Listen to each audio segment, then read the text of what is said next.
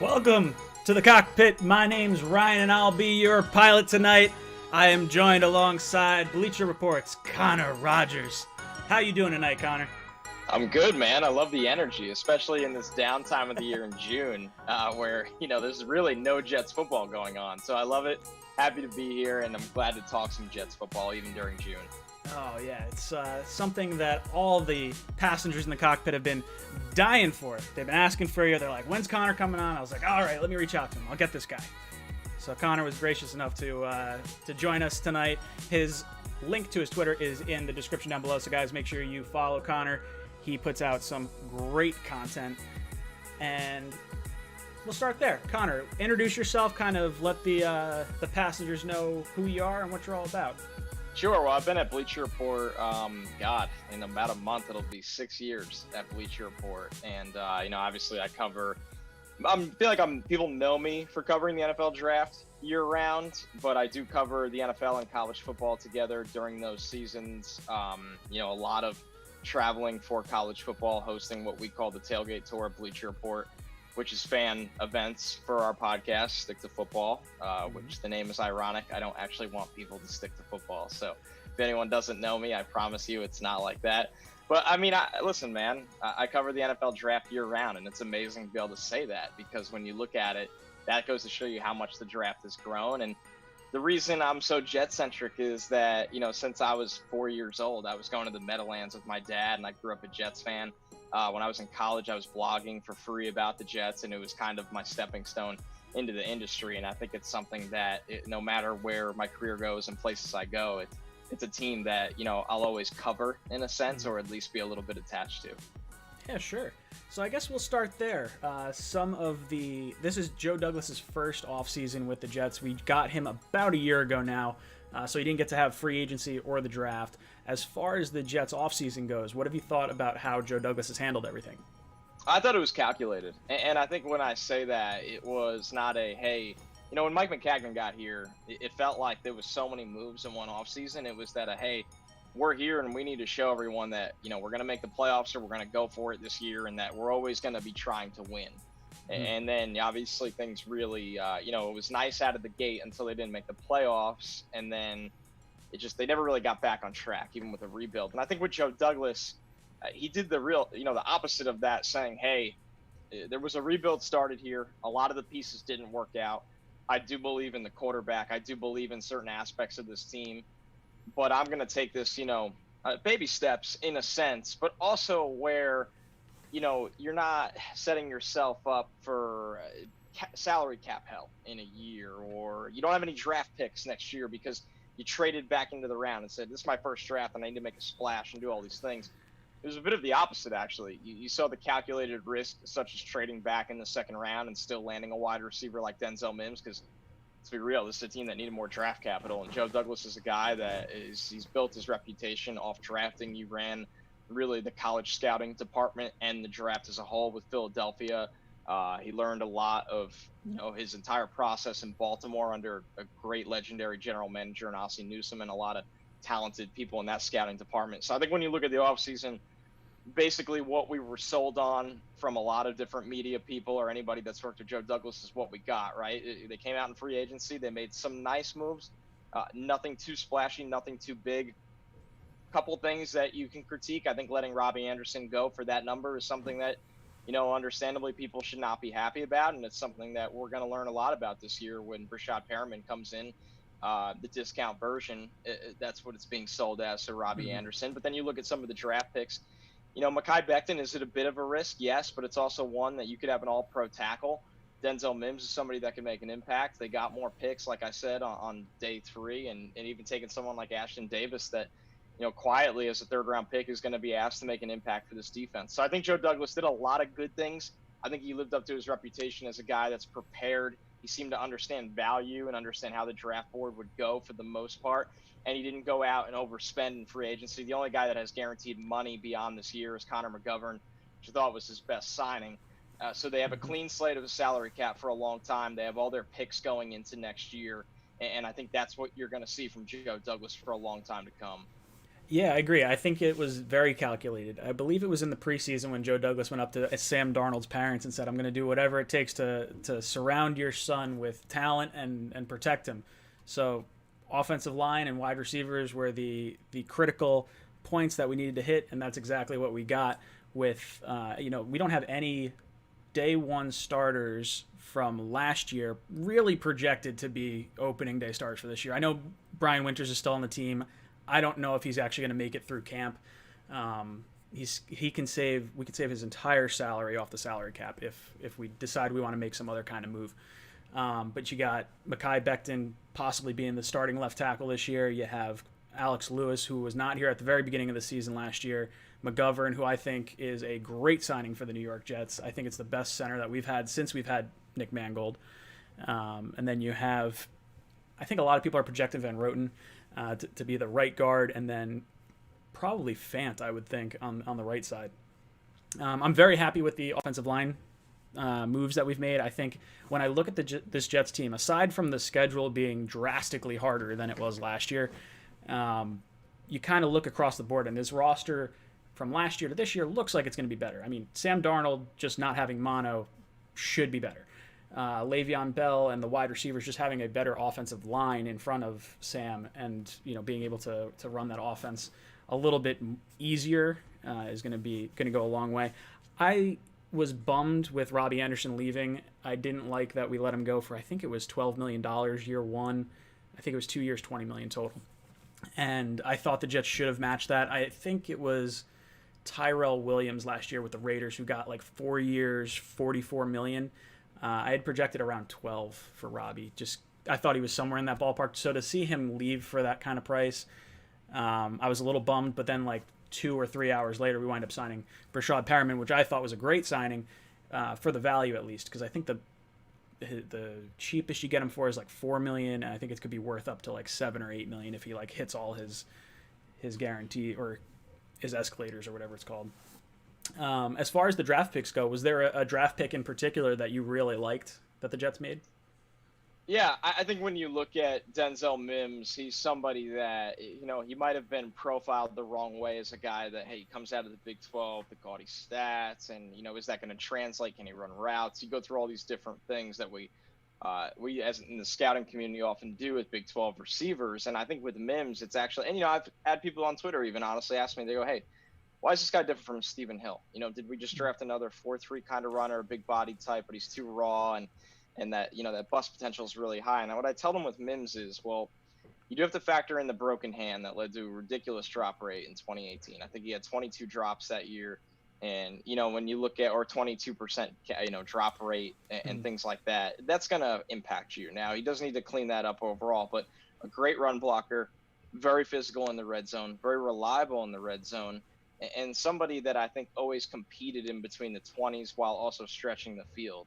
And I think when you look at those things with that athletic profile and with that size and this team that outside of Jamison Crowder, we truly don't know how the target share is going to go, right? Like we want to believe that Chris Herndon's the number 2 guy. I know I do. I want Chris Herndon to be the number 2.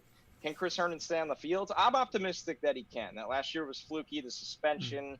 Sometimes when guys come back from suspension or when they're training during suspension, they overdo it, and things like that can happen, especially with hamstrings and injuries along those lines.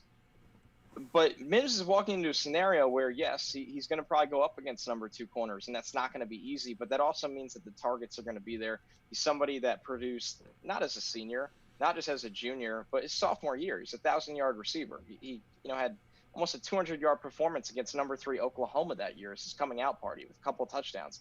He's somebody that when the production is there and all the skills to translate are there, that's why you should be optimistic. So I look at Mims, and I do think now there are going to be people, including myself, that are going to wonder, can this offense go anywhere with Adam Gase? And I'm going to say that I'm always going to be skeptical of that until we see it. I think he's held back the offense last year.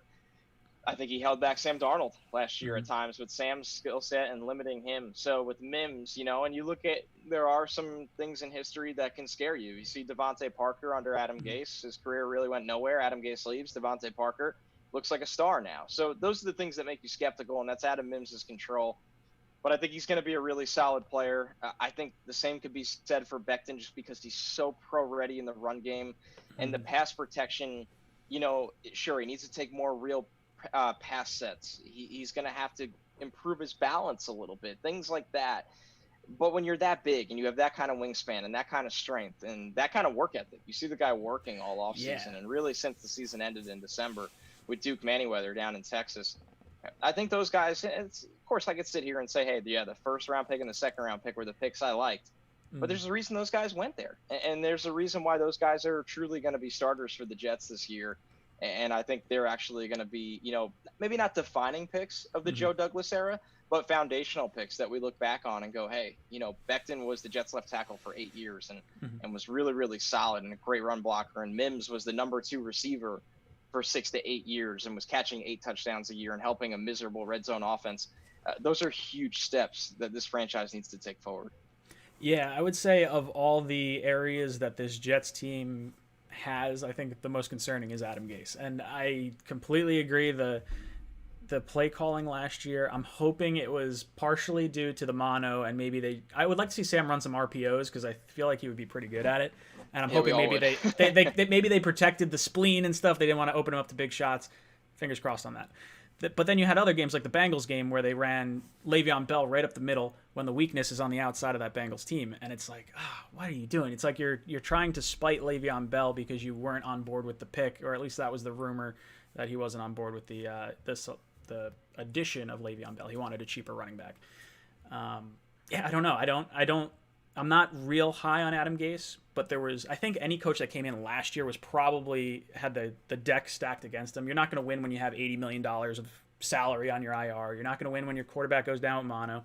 I think right off the bat, where the Jets had Buffalo, Cleveland, New England, if you go 0-3 to start the season, I want to say it's like a 2% chance of making the playoffs. So you're like shot in the foot right out the gate. Yep. And then I'm torn because the Jets end the season on like a 6-2 run, but you look at the teams they played. I think they played Miami twice, the Bengals, the Redskins, the Giants. So like of like 5 games of 4 top 5 worst teams in the league, and that's kind of where we made a lot of our impact. I don't know. Adam Gase is going to be very, very interesting to watch this year. How does he use the new running backs in Gore and Pirine? How does he use Mims and Perriman and like the whole offense? I'm hoping it's the offensive line. I really am. The only person I have 100% faith in this organization right now is Greg Williams, and this defense looks legit. What do you think about what they've done on defense? Where do you think they could potentially go? What do you think? Well, I think they're very strong up the middle. That's no secret. When you look at the assets they poured into the middle of the defense, you sit there and you go, okay, well, they better be, right? You paid C.J. Mosley, you reset the market by $2 to $3 million a year. That's a big jump. So you want to be getting one of the best linebackers in football. You drafted Quinton Williams 3rd overall, right? They've signed a guy like Steve McClendon, who's probably underappreciated a little bit. Jamal Adams was a top 10 pick and really plays, he obviously plays a lot of different roles, but over 400 snaps in the box last year. That's a gigantic number for a safety. Marcus May was a 2nd round pick. So up the middle, it's a very strong unit. And it's a unit that truthfully next year should be significantly stronger up the middle because you want to see Quinton Williams be a difference maker on the interior as a pass rusher. You want to see C.J. Mosley play 16 games at an all-pro level. That's why you paid him that. I'm confused where they are at with Avery Williamson right now, but my opinion is that Avery Williamson should not be cut and would make for a phenomenal duo with C.J. Mosley. I think, Williamson is levels above all the other guys. I know people like Cashman. I get it. I know people like Neville Hewitt and James Burgess. I get it. And even, Anwasar from Baltimore, somebody that I think will be a blitzing linebacker a lot. But I think when you look at it, Williamson is a much better player than all those guys, and we saw that in 2018. So up the middle, a really strong unit, a really well-coached unit by Greg Williams. The wild card of this team is on the outside. What Pierre Desir are we going to get this year, right? That's a big question a lot of people have. What are the expectations for Blasson Austin in year 2? Brian Poole was phenomenal as a slot corner last year. Not really a ton of concern about him. Jordan Jenkins will be in another contract year, so I think he'll be a very solid number 2 edge. There's no number 1 edge, right? This team doesn't have a Khalil Mack or forget like a Von Miller, Myles Garrett. They don't even really have the tier 2 guys. That's the problem. There's really that, and you look at like Jadeveon Clowney, to me is that tier 2 on the edge. I know some people consider him the top, but the sack numbers and pass rush numbers just aren't in that top tier. Very good player though. Everson Griffin's still out there. I don't think they're going to sign either of those guys. So they don't have a big edge pass rush presence. And sure, you could ask Henry Anderson to lose some weight and kick out to do that. I don't think they're going to do that. He was very underwhelming last year. They're kind of waiting for that contract to run out. So, and how many pass rush opportunities on the edge does Jamal Adams get again this year? And I think the answer is going to be a lot higher than people realize, because you're going to see Jamal Adams get another 400 snaps in the box. You're going to see him get pass rush opportunities. And a lot of those responsibilities of, hey, covering the slot, covering tight ends, covering running backs, if he's ready, they're going to go to Ashton Davis. That's why they drafted him in the 3rd round. It wasn't a, hey, this guy's falling, let's take him. It was a, hey, this is our guy. We know we're going to get him. Let's make sure we get it done. So I think they've had a plan with this defense. I think it's good that they clearly rely on Greg. You could tell through the, and of course it would be foolish of me to not bring up a guy like Jabari Zuniga that they took. But I think, what I would temper expectations if you think he's the answer on the edge. I think he could do a lot of good things as an interior rusher. I think he's a really good edge run defender.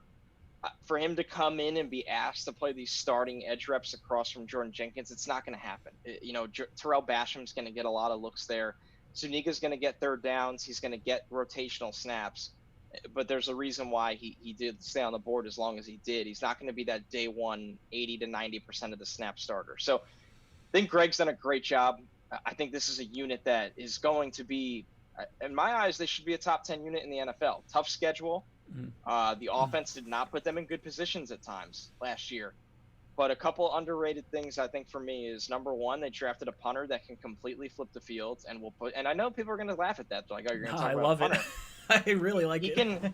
He can flip the field and put the defense in much better positions than they were accustomed to with Locke Edwards. And Quentin Williams is going to have a big year 2 jump. A healthy C.J. Mosley is one of, if not the best inside linebacker, off-ball linebacker in the game. And Jamal Adams, I know things aren't great right now, but Jamal Adams is going to show up, and Jamal Adams is going to be hungrier than ever to play at an all-pro level and try to get his $16 to $20 million a year after this year. And I think this is going to be a really good unit, honestly. All right, so let's talk about it. You brought it up. I wanted to bring it up. Jamal Adams. My theory, dating back to the trade deadline, is that he was upset that he was not traded at the deadline to Dallas, his hometown team, the team that he grew up liking as a kid. And I think some of the weird, petty stuff that we got out of him the week after the trade deadline kind of reflected that. And I think what's going to happen, he got to see Tremaine Johnson and C.J. Mosley both get $17 million a year. He believes he's the best defender on that defense. He wants at least $17 million a year. Now, I haven't heard him come out and say it, but that would be my speculation. It wouldn't shock me for him to say he is an entertainer, he is an elite defender overall and deserves $20 million a year. Like, that would not shock me either. But then you look at the top safeties in the game are getting $14, $5, $15 million a year. So there's going to be a disconnect. Do you think, I guess it's a multifaceted question, the Ashton Davis pick, is that a potential replacement for either Marcus May or Jamal Adams? Because May's going into the last year of his deal. If you're planning on paying Adams, chances are you're not going to pay May. So maybe you trade May halfway through the year. Maybe bring Ashton Davis in. What do you think about the whole Jamal Adams thing? Yeah, I mean, to start off, to answer your question, the answer is yes. Ashton Davis, are they trading anyone now? No.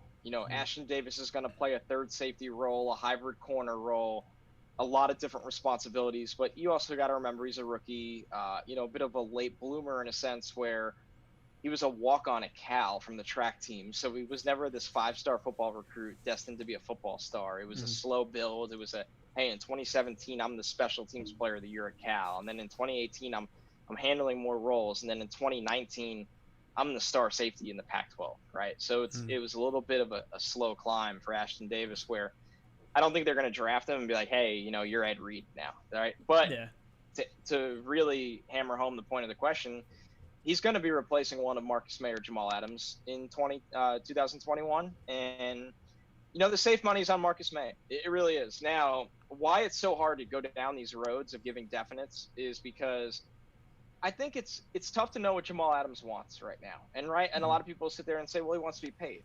Sure, but we don't know what he wants to be paid. And Jamal Adams has even said it on Twitter, state income tax is something that factors in. Mm-hmm. So does Jamal Adams want – no exactly. state income tax. I mean, he grew up there. He knows. Sure. And he grew up there in an NFL family, right? His dad was a first-round pick. So don't ever mistake that Jamal Adams doesn't know these things or isn't having guidance to these things. There's a connection there to the Dallas Cowboys franchise. So with Jamal Adams, does he want to get paid? Does he want to be a Jet? Or does he, want a totally different amount of money? Because if Jamal Adams is – and they haven't discussed numbers yet. They haven't discussed numbers yet. They're not there. But when those discussions happen, if Jamal Adams says, hey, I'm more than a safety, he says that a lot. And I agree. He is. Sure. He handles a lot of different roles. He racks up sack totals. He's a great football player. You're asking the Jets, and who knows, but if you're asking the Jets for 18 to 20 mil, but you'd go play for Dallas at 16, you don't want to be a Jet. That's exactly. Oh, okay. I'm about to get fired up. I'll let you finish. We don't know. We don't know that. Mm-hmm. But I want to make Jets fans aware that there's a chance of that. And I think so. Is there a side that's it's yelling, pay the man? Yes, and they're right. Is there a side that's saying this isn't the time and the team is right? Yes, both, because this is a long conversation, and I've covered it on so many different shows and stuff now that I could really just lay it all out to you. So we'll do the team side since we did a little bit of the Adams side. The team side is no player in that draft it's very rare for a player after 3 years to get an extension when you're a first round pick because you have one more year left on the deal. You have the 5th year option, which the Jets have picked up. Yep. Then you have 2 franchise tags. It'll never get to that point, but if you wanted to, because of the CBA the players agreed to, that's the way it goes. So Jamal Adams, if you want to be mad, sure, you could be a little annoyed with how the team might be doing business right now. You also need to be a little bit mad at your collective bargaining agreement because this is the position you're in. Myles Garrett has not gotten his contract yet. Sure, they've had some preliminary talks with Cleveland. Preliminary. Patrick Mahomes has not gotten his contract yet. So the Jets are sitting there and going, just because the regime before us made a lot of mistakes, why do we need to do this a year early? And it's tricky because if these were normal times, not in a pandemic, maybe they could get in a room and have conversations and say, hey, you know what? You should make $16 million a year right now, and we're ready to give that to you. And maybe they can come to an agreement. But during the pandemic, this is what we don't know. We don't know if fans are going to be in stadiums this year.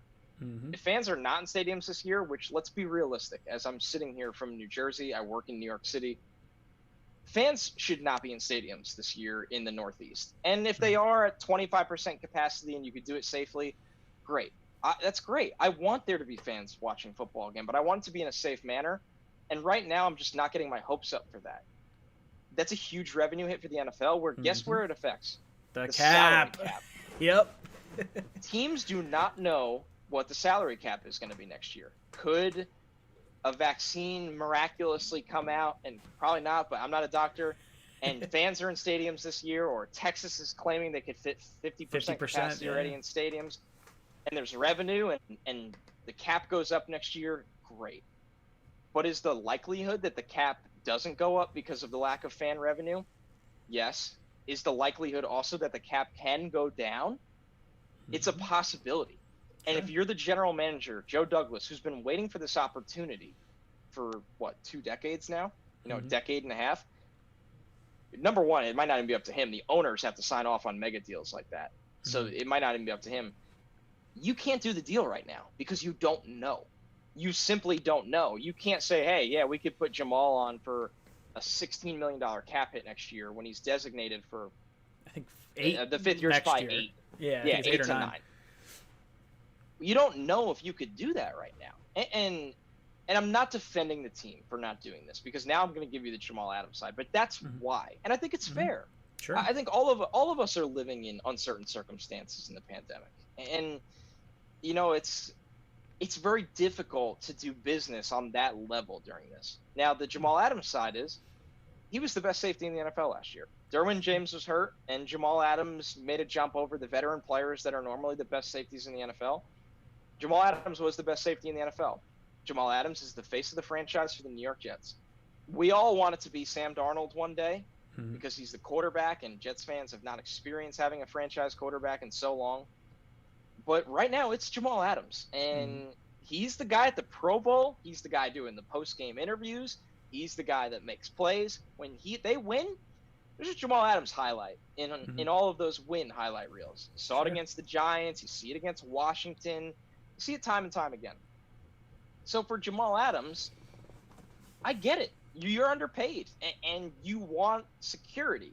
But the problem with the entire package, why both sides are right, is that, once again, we don't know if Jamal Adams really wants to be with the Jets, if he wants to be with the Cowboys. And I could tell you, the Jets are asking this question right now. I can tell you that.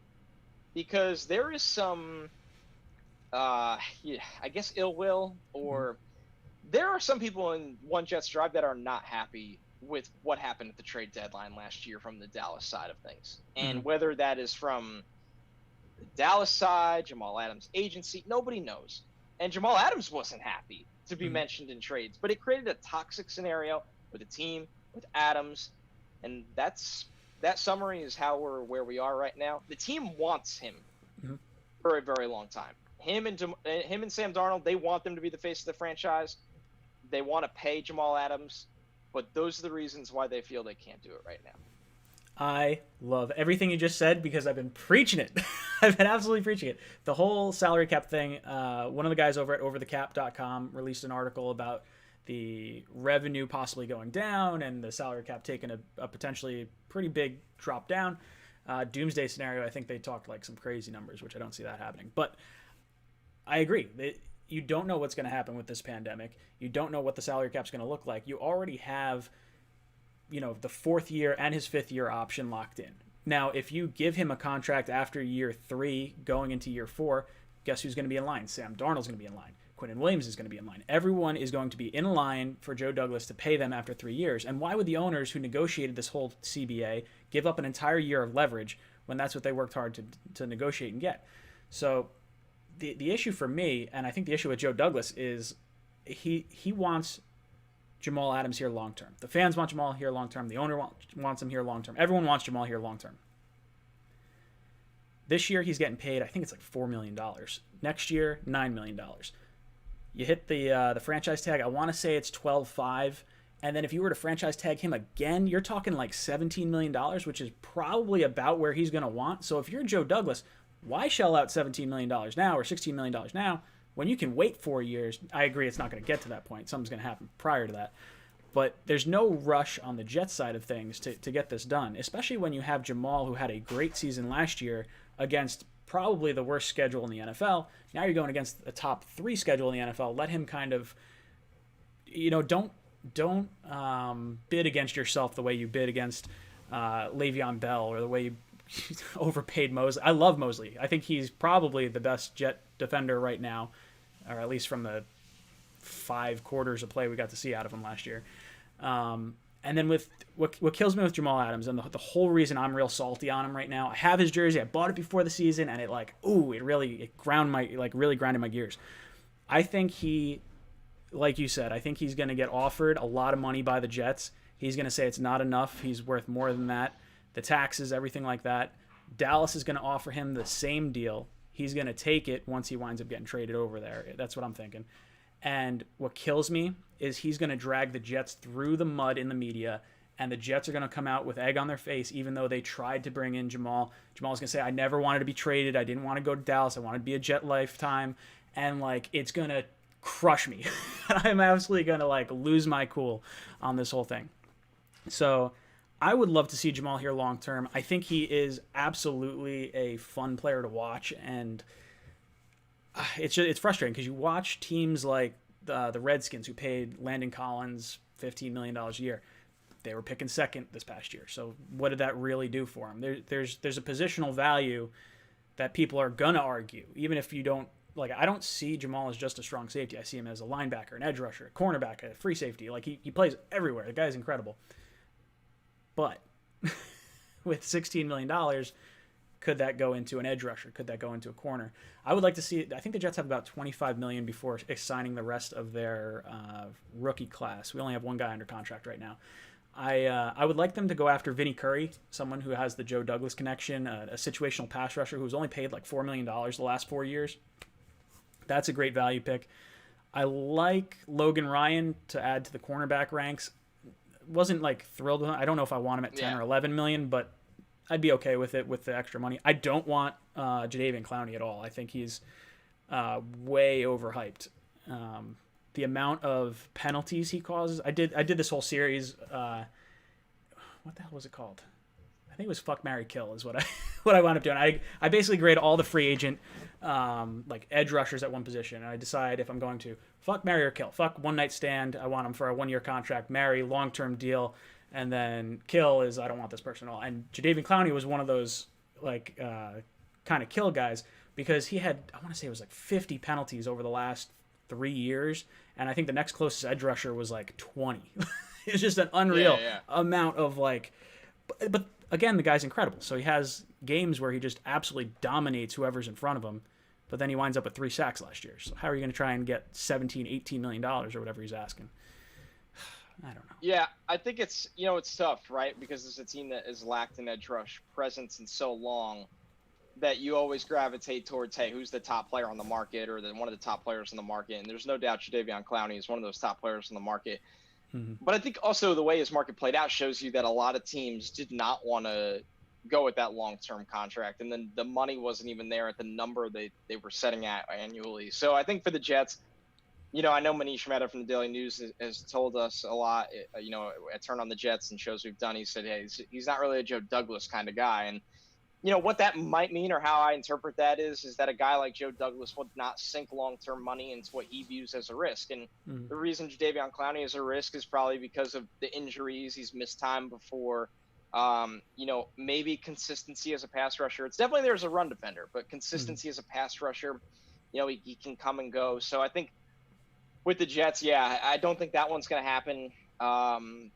Maybe Logan Ryan. Logan Ryan was not great in coverage last year, but he's somebody that can handle a lot of different roles and somebody that does make a lot of plays on the ball. So I think, and not at that number, it's not going to be $10 million a year. I think when Logan Ryan signs, you'll see in the $7 million a year range. 1-year deals can all roll over into the next year. But I think overall, what you're looking at right now actually feels like the Jets roster that we're going to see going into training camp. Yeah, I think that's going to be huge, and I think we'll wait probably till cut down days to add some other players that we're kind of looking at, whether that be cornerback depth or edge rusher depth or something of that nature.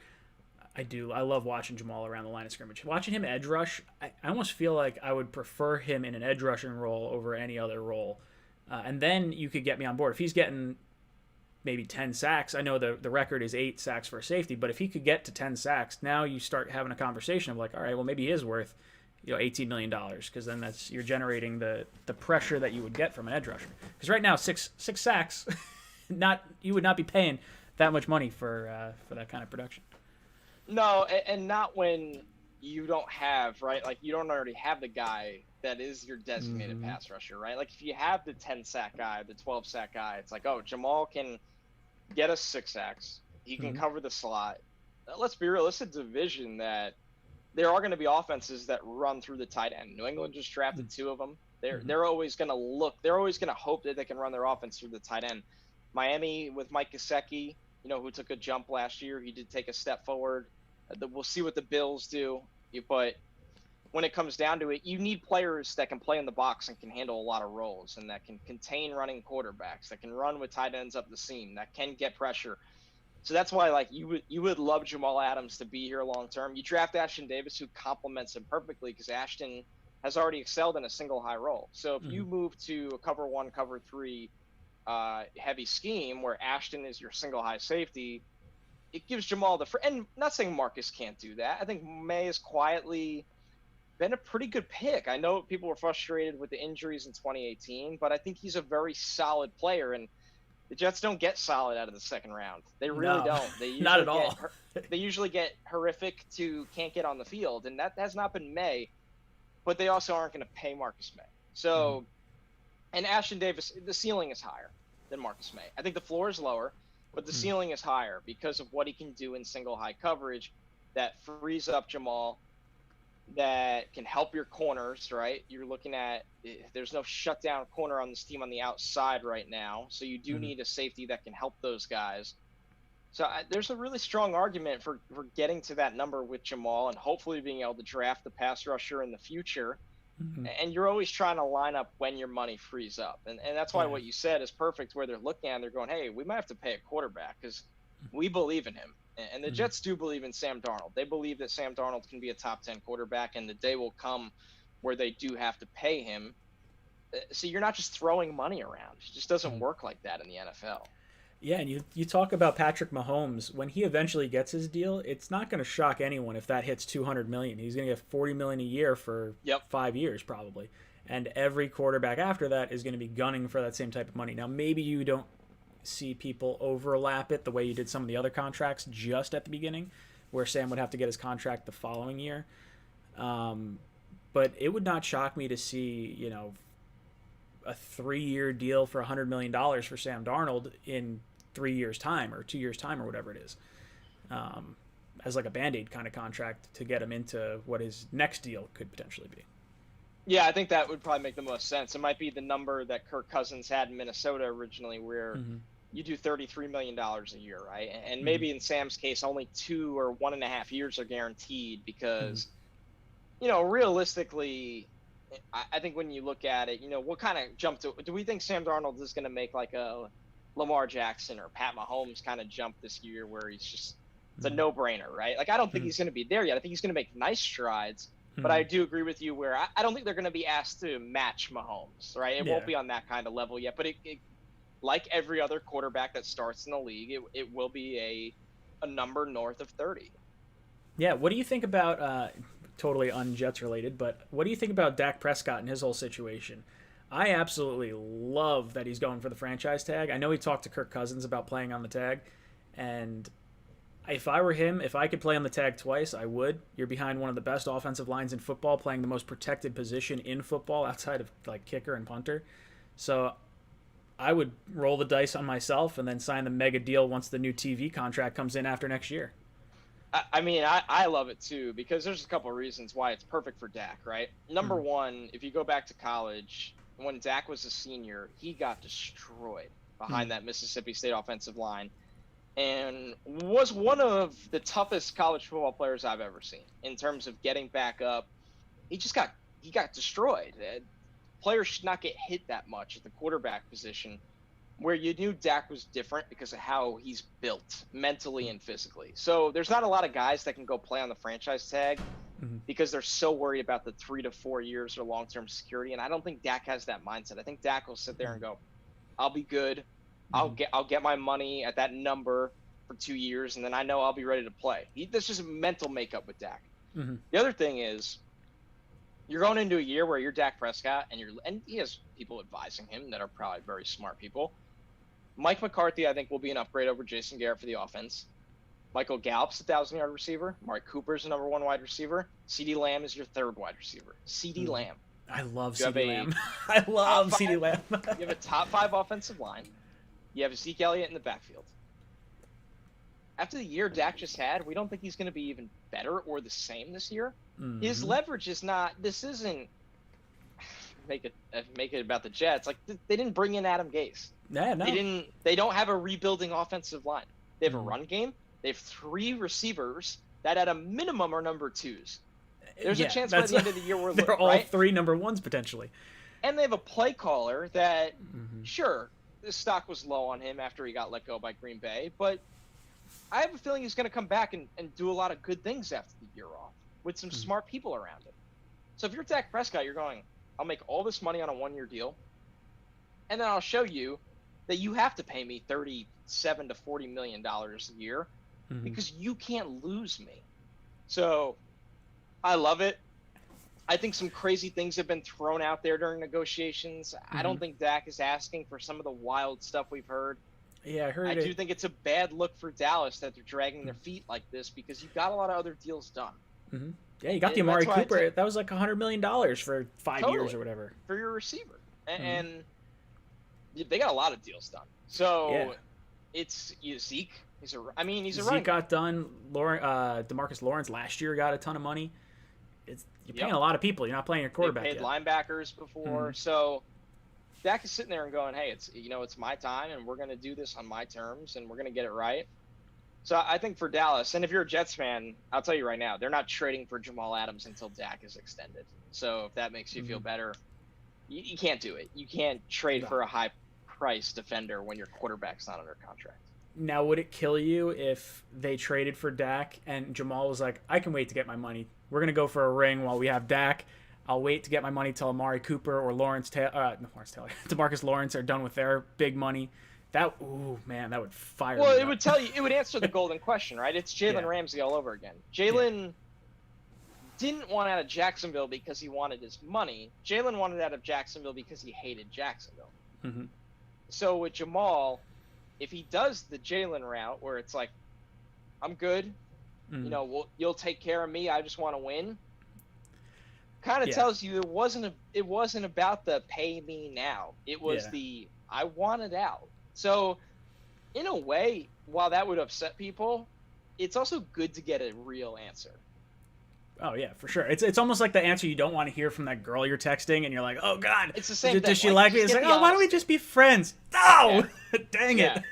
It's the same thing. So, and for Joe Douglas, you don't want to see anybody get this painted in the wrong way, right? Like, because it's going to be tough, right? If Jamal Adams doesn't want to be here, then it's going to be hard for Joe Douglas to bounce back from that with Jets fans. It really is, and that's not necessarily fair because as far as I know, it's not on Joe Douglas right now. Maybe when we talk down the road, things have changed, but right now it's not.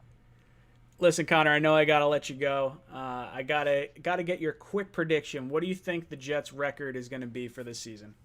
Man, put you on the spot. People watching this are probably liking the show until they get to this part of it. Listen, it's a tough schedule. It's an offensive-driven league, and I don't believe in the head coach that was brought in to solve the offense. And I think because of those two things, I think this is a 7-win team again or a 6-win team again. I think the division with New England is up in the air, and I think Greg Williams is going to coach his ass off and have a really, really good unit. And I think Sam Darnold's going to be a good player. But I think we're going to have a lot of the hair-pulling games like we did last year, Cincinnati, Miami, where you're sitting there and you're going, man, they should have won that game, and it's on the head coach. It's not on the players. It's not on the defense. So you know what? It's different. When you go 7-9 against this schedule, that's different than last year's 7-9. Sure. You could see a better 7-9. You could see a better 7-9 with better offense. I'm not a fan of 7-9 with coaches that weren't really good in Miami, that haven't been good here. So, you know what? You're looking for this, right? You're looking for Sam Darnold to make some big leaps, and I think that's what we're all rooting for. And then you'd really like to see the team obviously win.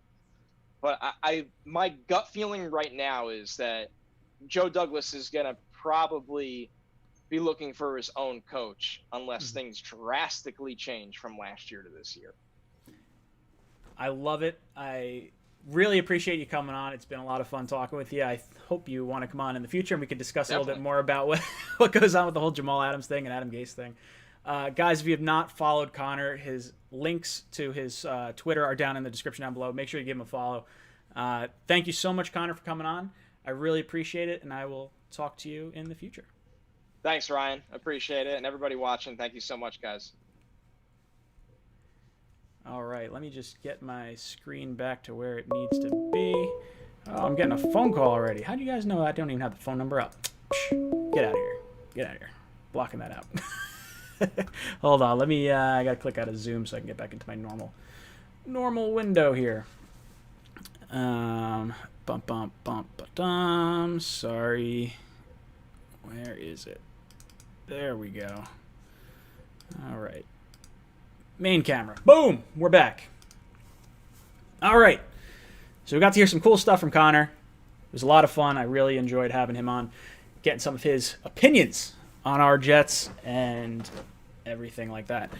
All right, let's open the phone lines. I will get some of your opinions, talk about what you thought about the whole conversation that we had.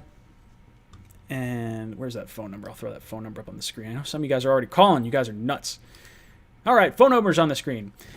If you guys would like to get entered to win a hat, shirt, or mug from the Jets Talk store, I got something good for you this time. We're going to push you over to the Jets Discord. So down in the description down below, there's a link to the Jets Discord.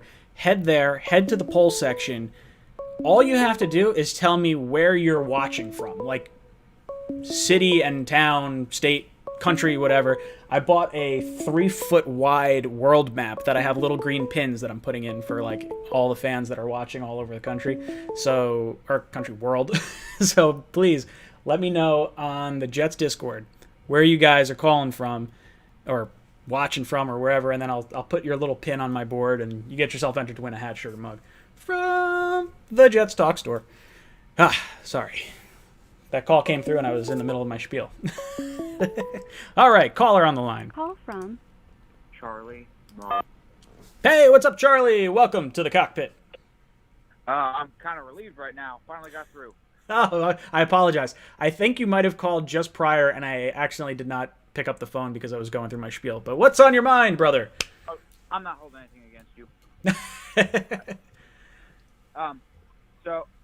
I made a new YouTube video, and I think it's relevant to what's happening right now. Okay. You sent it to me. I saw it. I did not watch it yet. It's all good. Mm-hmm. So my 5 trade scenarios that I would like for Jamal, I'm just going to spit these out, and then you can say whatever you want afterwards. Is that cool? Sure. Hold on. Let me grab a piece of paper so I can. My memory not so good. So let me judge. All right. Fire away. So, preface this, I'm only talking Ravens and Cowboys since those are the only teams to be rumored to be interested. That's fair. So I did Marlon Humphrey and a third was one of them. Judon and a second. And then C.D. Lamb and a third. Zach Martin and a third. And then Lyle Collins and a third. Zach Martin. Third. I have Humphrey and a third, Judon and a second, Martin and a third. What were the other two? Lamb and a third. Ooh, okay. And then Lyle Collins and a third. I wanted to throw the second tackle in, but I found it unrealistic. Just went with CeeDee Lamb. All right, so here's my thing with CeeDee Lamb. I love CeeDee Lamb, and I would be totally pumped if this happened, but I don't think he's signed yet, and I don't think you can trade his... I mean, maybe you can trade his rights prior to signing him, because once he signs his deal, he'll get a signing bonus, and if traded, that signing bonus hits the Dallas salary cap all at once. So that could be the linchpin there for that pick. But I do agree, the 17th pick plus a third-round pick is kind of what we all sort of thought. So value-wise, that does make sense to me. I have something to counter you with that. Go for it. Their other 2 receivers would be more of a cap hit than that. I don't think that's accurate. Let me see. I could be wrong, but I think Cooper definitely more of a cap hit. Yeah, for sure. But I think Gallup is... I think he's cheap. I'm pretty sure he's really cheap, actually. I'm saying them just trading the rights right now. Oh, yeah. Well, so I don't... That's what I don't know. If you can trade... I mean, I'm sure you could trade, because Phillip Rivers was traded for Eli prior to them signing any deal. So I'm sure you could do it. As long as you're trading before that contract is signed, I'm all about it. I understand that. The issue is going to be is I don't... Yeah, the issue with me is I don't think they're going to trade Jamal prior to the season. And I think they're going to want Lamb in camp prior to that, and I don't know if they're going to... We'll see. I think that one might be a little tough to pull off. Judon in a second is interesting. I didn't feel like he was a first-round talent. Okay. The whole first, third thing. That's why I threw in a second, so a little more draft compensation than player compensation. I think it's interesting because you're going to have to pay both players a lot of money. They're going to be both going to be in that $16 to $20 million a year range. I don't think Judon's going to get 20 million. I think it's probably in the $16 to $18 million range. So I'd rather have a great edge. What was that? I'd rather have a great edge. Oh yeah, me too. I would take, if you told me I could trade, Jamal Adams for Yannick Ngakoue, I would do it in a heartbeat. I'll throw in another pick if I have to. I like Ngakoue that much. I would say for me, the two that make the most sense are the Martin and Collins picks. And I don't know if the tough thing with Dallas is they just lost Frederick to retirement. Zach Martin is phenomenal, and so is Collins. I like both those guys. I like the third-round pick you get with them. What was that? Both graded out as third and their position according to Pro Football Focus. So top 5, I mean, that's phenomenal. Yeah, and so for me, the biggest issue with getting just draft compensation is you're not getting a proven player. So I like all these trades where you're getting a proven player and a draft pick. I think that's important to get for Jamal, because if I'm just getting draft picks, I want as many stabs as possible. I want a first-round pick this year, a third-round pick this year, and maybe a second-round pick next year, or some kind of combination. I'd want like 3 picks in some capacity, even if we have to give up, say, like a 4th or a 5th-round pick to get a better pick added into this deal. The offensive line, I think, is important, and we have Lewis and Van Roten, who are both not on real long deals. Lewis is a 1-year deal. Van Roten, I think, is 3, but I'm sure we could get out of it after this year. I could get on board with that. Judon, I like the second-round pick. I don't know if we're going to get that. Do you think that do you think we as Jet fans overvalue Jamal in terms of what he would be worth in a trade? Like, are there going to be teams that are willing to give up a franchise edge rusher and a second-round pick for a strong safety? But in my eyes, he wasn't the best pass rusher on their team.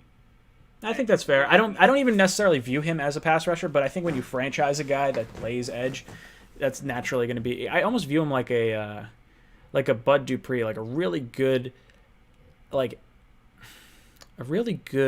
player. Not necessarily like a 12-sack a year guy, but like a solid, could be 8 to 12, like a max maybe 12. I don't know. God, it's interesting. To me, the appeal with Judon is the physical tools and the fact that he has worked alongside 2 of our linebackers. Well, that's huge, right? That's the whole Baltimore connection with Peanut and Mosley, because Peanut played well next to Mosley the last time they played together. Maybe that's us preparing for Avery Williamson to leave after this year, obviously going into the last year of his contract. Look, I don't know. I would love to see Jamal here long term. I honestly don't believe he wants to be here long term, and that's kind of the sticking point for me. Is if I don't think he wants to be here, why are we going to get ourselves dragged through the dirt and take less money take less compensation or pay him over the top? I don't know. It's such an interesting situation because we haven't had a player like Jamal since like Revis in terms of popularity. It's fascinating because at least Revis played a position that you knew was highly, highly valuable. The strong corner is the best defender in football. Oh yeah, my argument for Darrelle Revis is I think he's the best cornerback to ever play because he. Durability? No, not even that. I just think I think that Deion Sanders is the best defensive back along with Ed Reed to play the game, but I think playing corner in the period of time that Revis played, at the caliber he played against the receivers he played against, the rules are stacked against corners, and he shut down everyone. The way he was used in New England was nothing short of incredible. You double team the number 1 wide receiver, you put Revis on the number 2, and the offense on the other side of the field is just blanketed. You can't do anything. He was an incredible talent, and it killed me that we let him go. It killed me that he won a Super Bowl with another team. With Jamal, I almost feel like if he won a Super Bowl with the Cowboys, I'd be like, all right, whatever. Like, I don't hate you, Jamal. Like, I get you want to get paid. I'm just, like, frustrated. Yeah, I got to say something about Jamal. Go for it. Not honest. I think he's being a diva. Oh, yeah. What he said is true, which I find a little unlikely, that we haven't sent a proposal over that we said we would send in January. That is definitely unfair.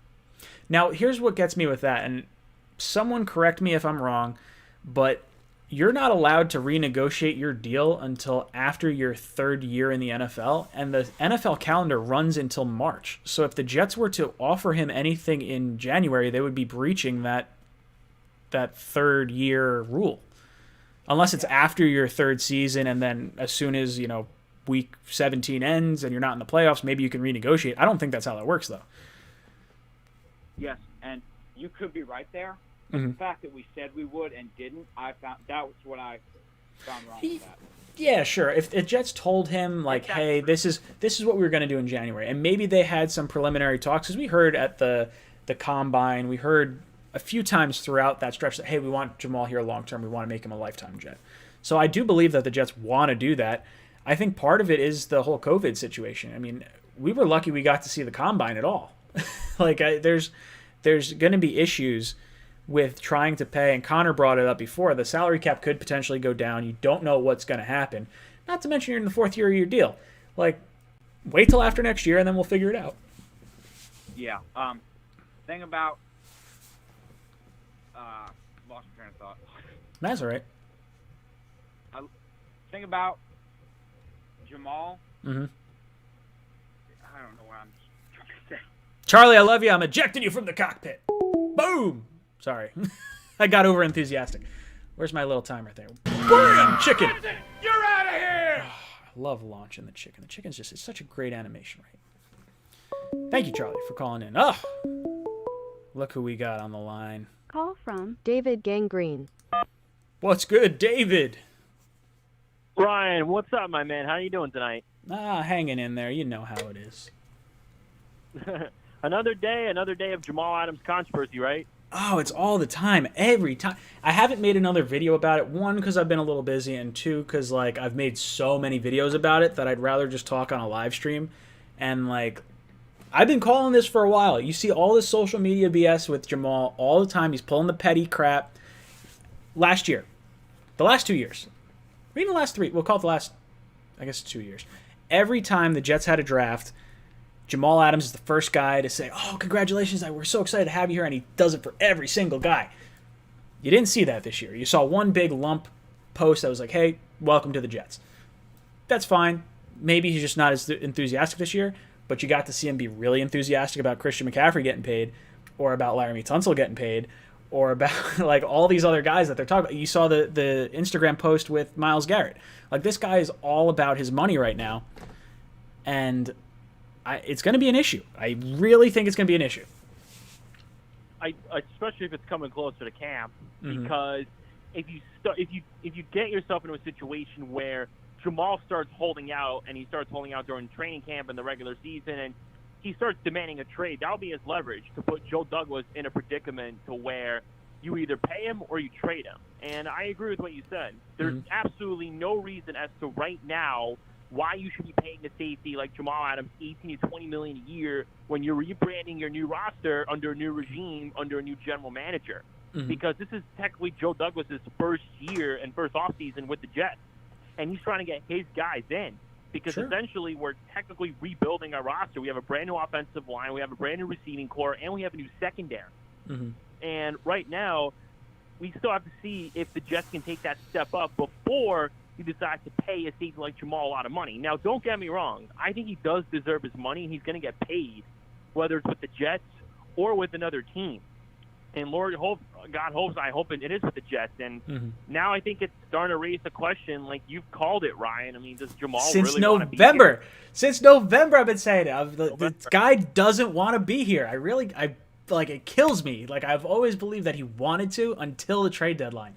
And I really think he was bitter about not being traded to Dallas. I really do. No, I think he's still bitter about Joe Douglas, quote unquote, shopping him behind his back. But I think Jamal's just acting like a baby, kind of. I mean, I don't think he understands the business aspect and positional value of the NFL, because you look at players like Christian McCaffrey, Laramie Tunsil, and now they're working on a deal with Myles Garrett. They're playing premium positions. So I'm paying an edge rusher, I'm paying an offensive tackle a lot sooner than I'm paying a strong safety, because they produce much more important production on a football field than a safety does.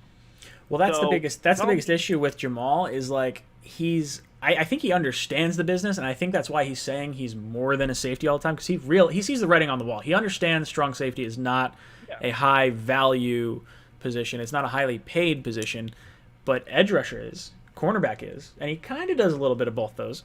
And there is an entertainment value. There's something to be said about, like Kobe Bryant and LeBron James and Michael Jordan, all these guys that, hit their salary cap max or whatever it was, like the max contract in the NBA. Those teams, like Kobe Bryant was I don't want to say vastly overpaid because it's not necessarily true, but for the production you were kind of getting towards the end of his career, he was paid a crap ton of money. But he made that franchise so much more money. All those guys have made their franchises significantly more money than what they were paid on the floor to do. Now, you could argue that Jamal is in that same sort of I don't want to say conversation because he's not on like those kind of guys' levels, but as far as he has earned more money for the Jets and has built a fan base and built a culture and built all these different things up that don't have an on-the-field tangible like monetary value, but have a real life off-the-field value. Like, he's selling a ton of jerseys. He's interactive with all the fans. The guys love him at the Pro Bowl. He's the face of the franchise, and it's something that I think the Jets are cognizant of, and I think they're okay I think they're okay with paying him more than maybe you would feel with the same kind of production from another safety because of all the leadership attributes. But when he does all these petty things on social media, it kind of like chips away at it. Like, is Jamal really a team guy when he's like all about himself? Like, I'm all about him getting his own money. Orientation on social media because he's not getting paid at the moment he deserves it. I mean, we're in the middle of a crisis right now. We don't even know if we're having football season back, and all you care about is your big contract, which you're gonna get. You just have to wait like everybody else. That's just what it comes down to. If Patrick Mahomes isn't getting his contract, Jamal, you're sitting in line. Get behind Patrick Mahomes. Patrick Mahomes deserves his deal before Jamal gets any pennies from us. Yeah, well, you don't see Pat Mahomes holding out and on social media. Garrett's not even that either. It'll be interesting to see what happens with Mahomes because he's going to get a mega deal, like $200 million for 5 years. Like, I could see it fully guaranteed. Like, that's not. It would not shock me to see that kind of deal done. But no, he'll probably be the highest paid quarterback in probably NFL history. So if you're Patrick Mahomes, then do you decide to come back and play on the field without a deal? That is like really risky for the style he plays in. Like, God forbid he rolls out to the side and just gets hit the wrong way like an RG3 or something like that. That is horrifying to potentially think. I think he'll get paid. I think he's going to get a contract before this season starts. You don't win a Super Bowl like that and do everything you've done and risk it. And put up numbers for like 2-3 years in a row. Yeah, it's not something I would do if I were him. Now, Jamal, on the other hand, hasn't really, his play hasn't translated to the wins category for us. Like, there are a few games, the Giants game where he stole Daniel Jones' lunch money, that was a win because of that. The whole Dallas thing, people forget that Jamal caused the penalty that put them in position to score, but he still prevented the 2-point conversion from happening, and that, in a way, was because of him that they won that game. I don't know. It's going to be fascinating to watch this whole offseason. Even when there's not football on, we're still fascinated. That's why I love football. Well, yeah, the Jamal Adams situation is pretty much the core of this offseason. It's been the whole core of the drama since October. And God forbid that comes back come the trade deadline. It's going to be crazy. And everybody's comparing this to the whole Darrelle Revis situation where Revis held down 2012. I think he went to the season without a deal, and he ended up getting hurt, and then he ended up going to the Tampa Bay Buccaneers. Yeah, so what happened with Revis, he got a Band-Aid contract for, I think it was 2 years. They paid him like a lot of money, the money he wanted, but it wasn't the long-term deal. And then he played the full season with Rex in 2010, and then 2011 was when he tore the ACL in like week 1 or 2, and that's when you sort of saw the writing on the wall, and you're like, crap, I thought it was 2012 in the game against the Miami Dolphins in Week 3. I think that's when it was. Was it 2012? It could have been 2012. It was. Yeah, I don't think he played 2 years. When would that have been? I was in. It could have been 2012. You're right. Yeah, he tore his ACL in 2012. He went to the Buccaneers. He sat. Well, that's because he sat out in 2010, not 09, right? It was the 2010 season. So he paid for. Now I got to pull it up. Hold on. let's see.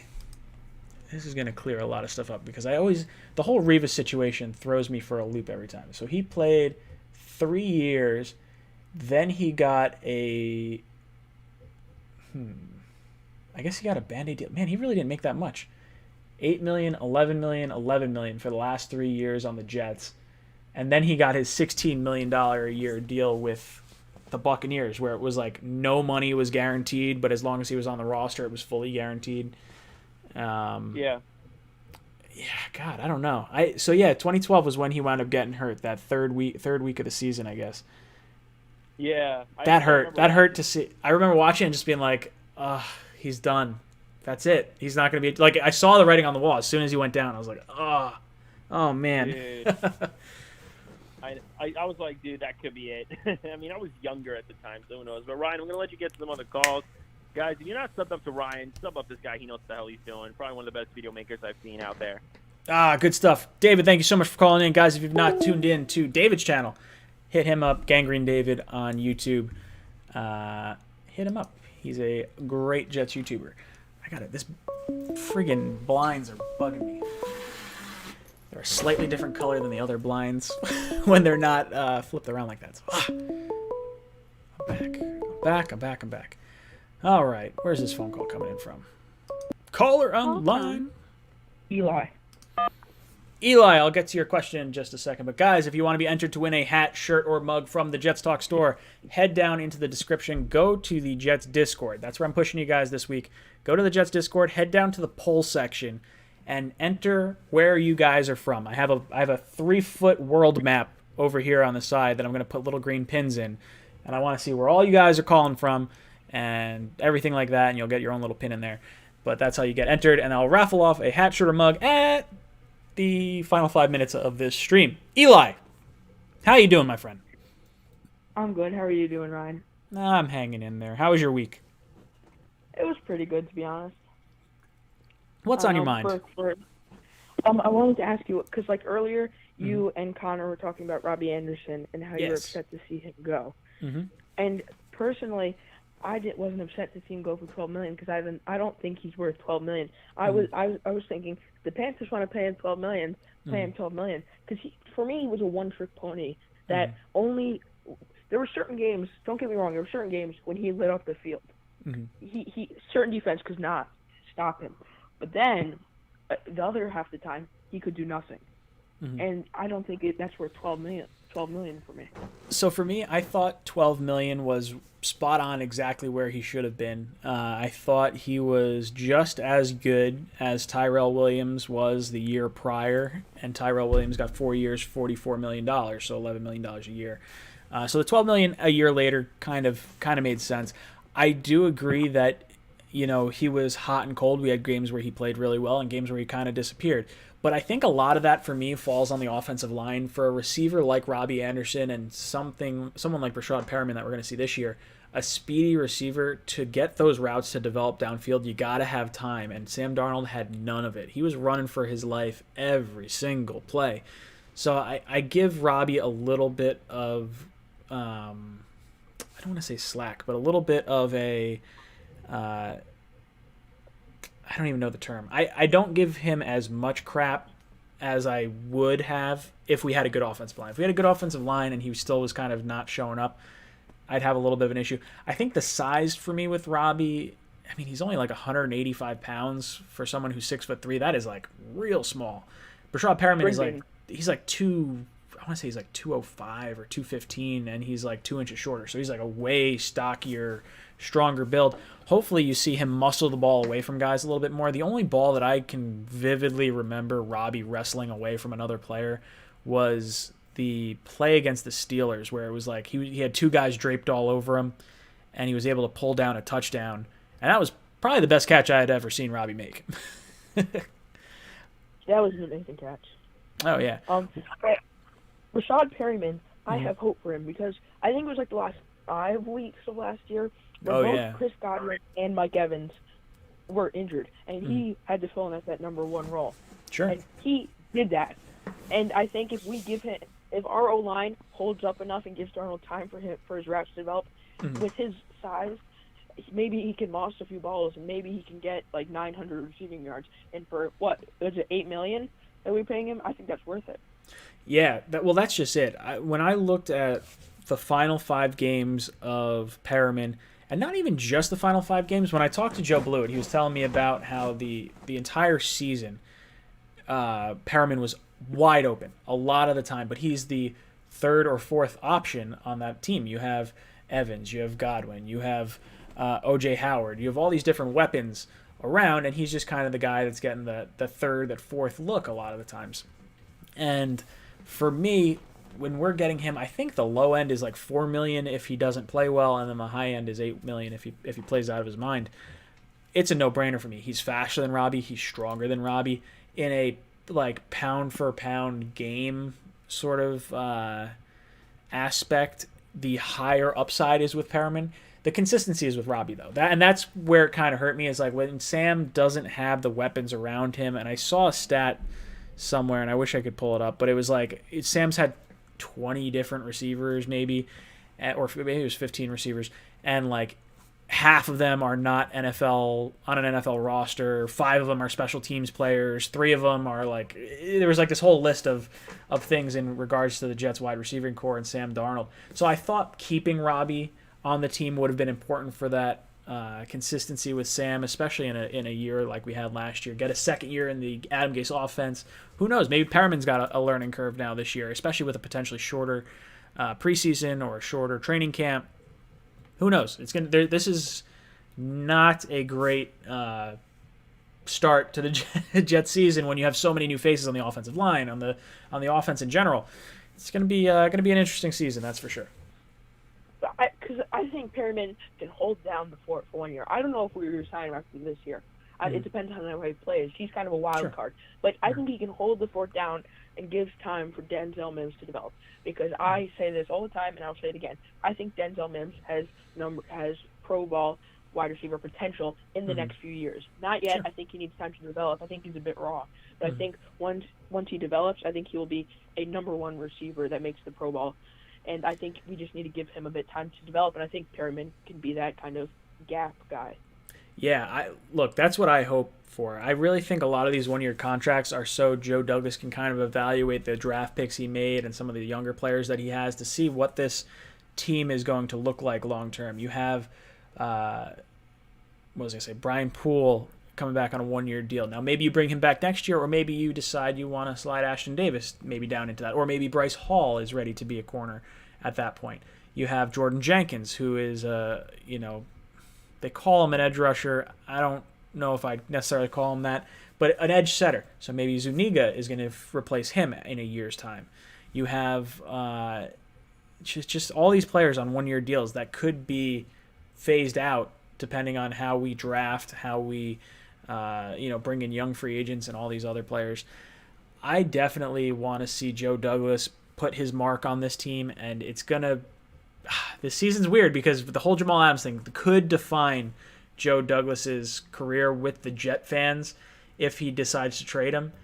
And I think Jet fans are going to hate him for it if they do make the move, but I think he's made a lot of smart moves, to this point in his career. I also think that the 1-year deals might be for I stand to this thing that I think Gase, unless Gase makes a playoff run, at least goes to the divisional round, I think Gase is caboose. You think so? I think he's setting it up. I don't know. If Gase makes the playoffs, I think he's earned another year, especially with the schedule we have. I don't trust Gase. I really don't. It's more so I'm cautiously optimistic and hoping that the year 2 offense, the better offensive line, what I would say is better receivers. Like I think Perriman and Mims are better than Thomas and Robbie Anderson. I think the defense getting Avery Williamson and C.J. Mosley back is going to be huge. This team, as long as injuries are not a hamstring for us, should be better. And then we can fully evaluate Gase. Because if Gase winds up, if he goes 5-11, 6-10, he's probably going to be gone. I don't think it's going to happen midseason. The Johnsons have never fired a coach midseason. But I would love to see Greg Williams get a shot at being the head coach before maybe pulling the plug entirely on this regime. I think if you keep Greg Williams around, if you were to fire Adam Gase, at least it sort of keeps the same, I want to say nucleus kind of together, and maybe it's just like spitting out one bad egg, off to the side. I don't know. It's a fascinating season, to say the least. You also have to remember that Woody Johnson is coming back this year, and I think Woody Johnson didn't hire him, so that might give him a bit more, you're gone. And I think and what I was saying is, I think Joe Douglas might want to kind of get new guys with the new coach, so the guys I don't know, it doesn't really, you have a big overlap or something. I don't know. I agree. I think that is a huge part of the one-year deals as well. I think there's a lot of reasons. One is to not overspend on free agents and to let your young guys kind of take over and develop into year two. I think that's important. I think the uncertainty of Adam Gase's job is a big reason why you saw one-year deals. I think the pandemic is another reason. You don't necessarily know what the salary cap is going to look like in 2021. So there's a lot of factors that have kind of gone into it, and it sort of works in the Jets' favor in multitudes of fashions, because they could be like, hey, Adam, we trust you, but we don't know what's going to go on with the salary cap, so we did one-year deals. But then you also have the fallback of like being able to get rid of Adam after this year and also get rid of players that were more his system as opposed to like, may not fit the next coach that comes in. Yeah, because when the players might kind of be, I don't know if like not necessarily attached, but I don't know how to say it, but when you have an old coach, you kind of, I don't know how to explain it, but I don't know if you kind of understand what I mean, but like when you have an old coach, you kind of like, whatever, I can't really explain it. All right, that's all right. I'm talking to you right now. I have a good idea what you're trying to get at, Eli. Thank you for calling in. I appreciate it. If you guys want your shot to win a hat, shirt, or mug from the Jets Talk store, head down to the link in the description down below. Head to the Discord. Head down to the poll section and just say where you're from. It doesn't have to be like an exact, but like a city or a state or a country where you're from. And I'll put one of my little green pins in my world map for you, and then I'll have that on my little wall up here. So something that I like looking at. And if you guys want to be entered to win a raffle, that's what you got to do. Frank from Florida.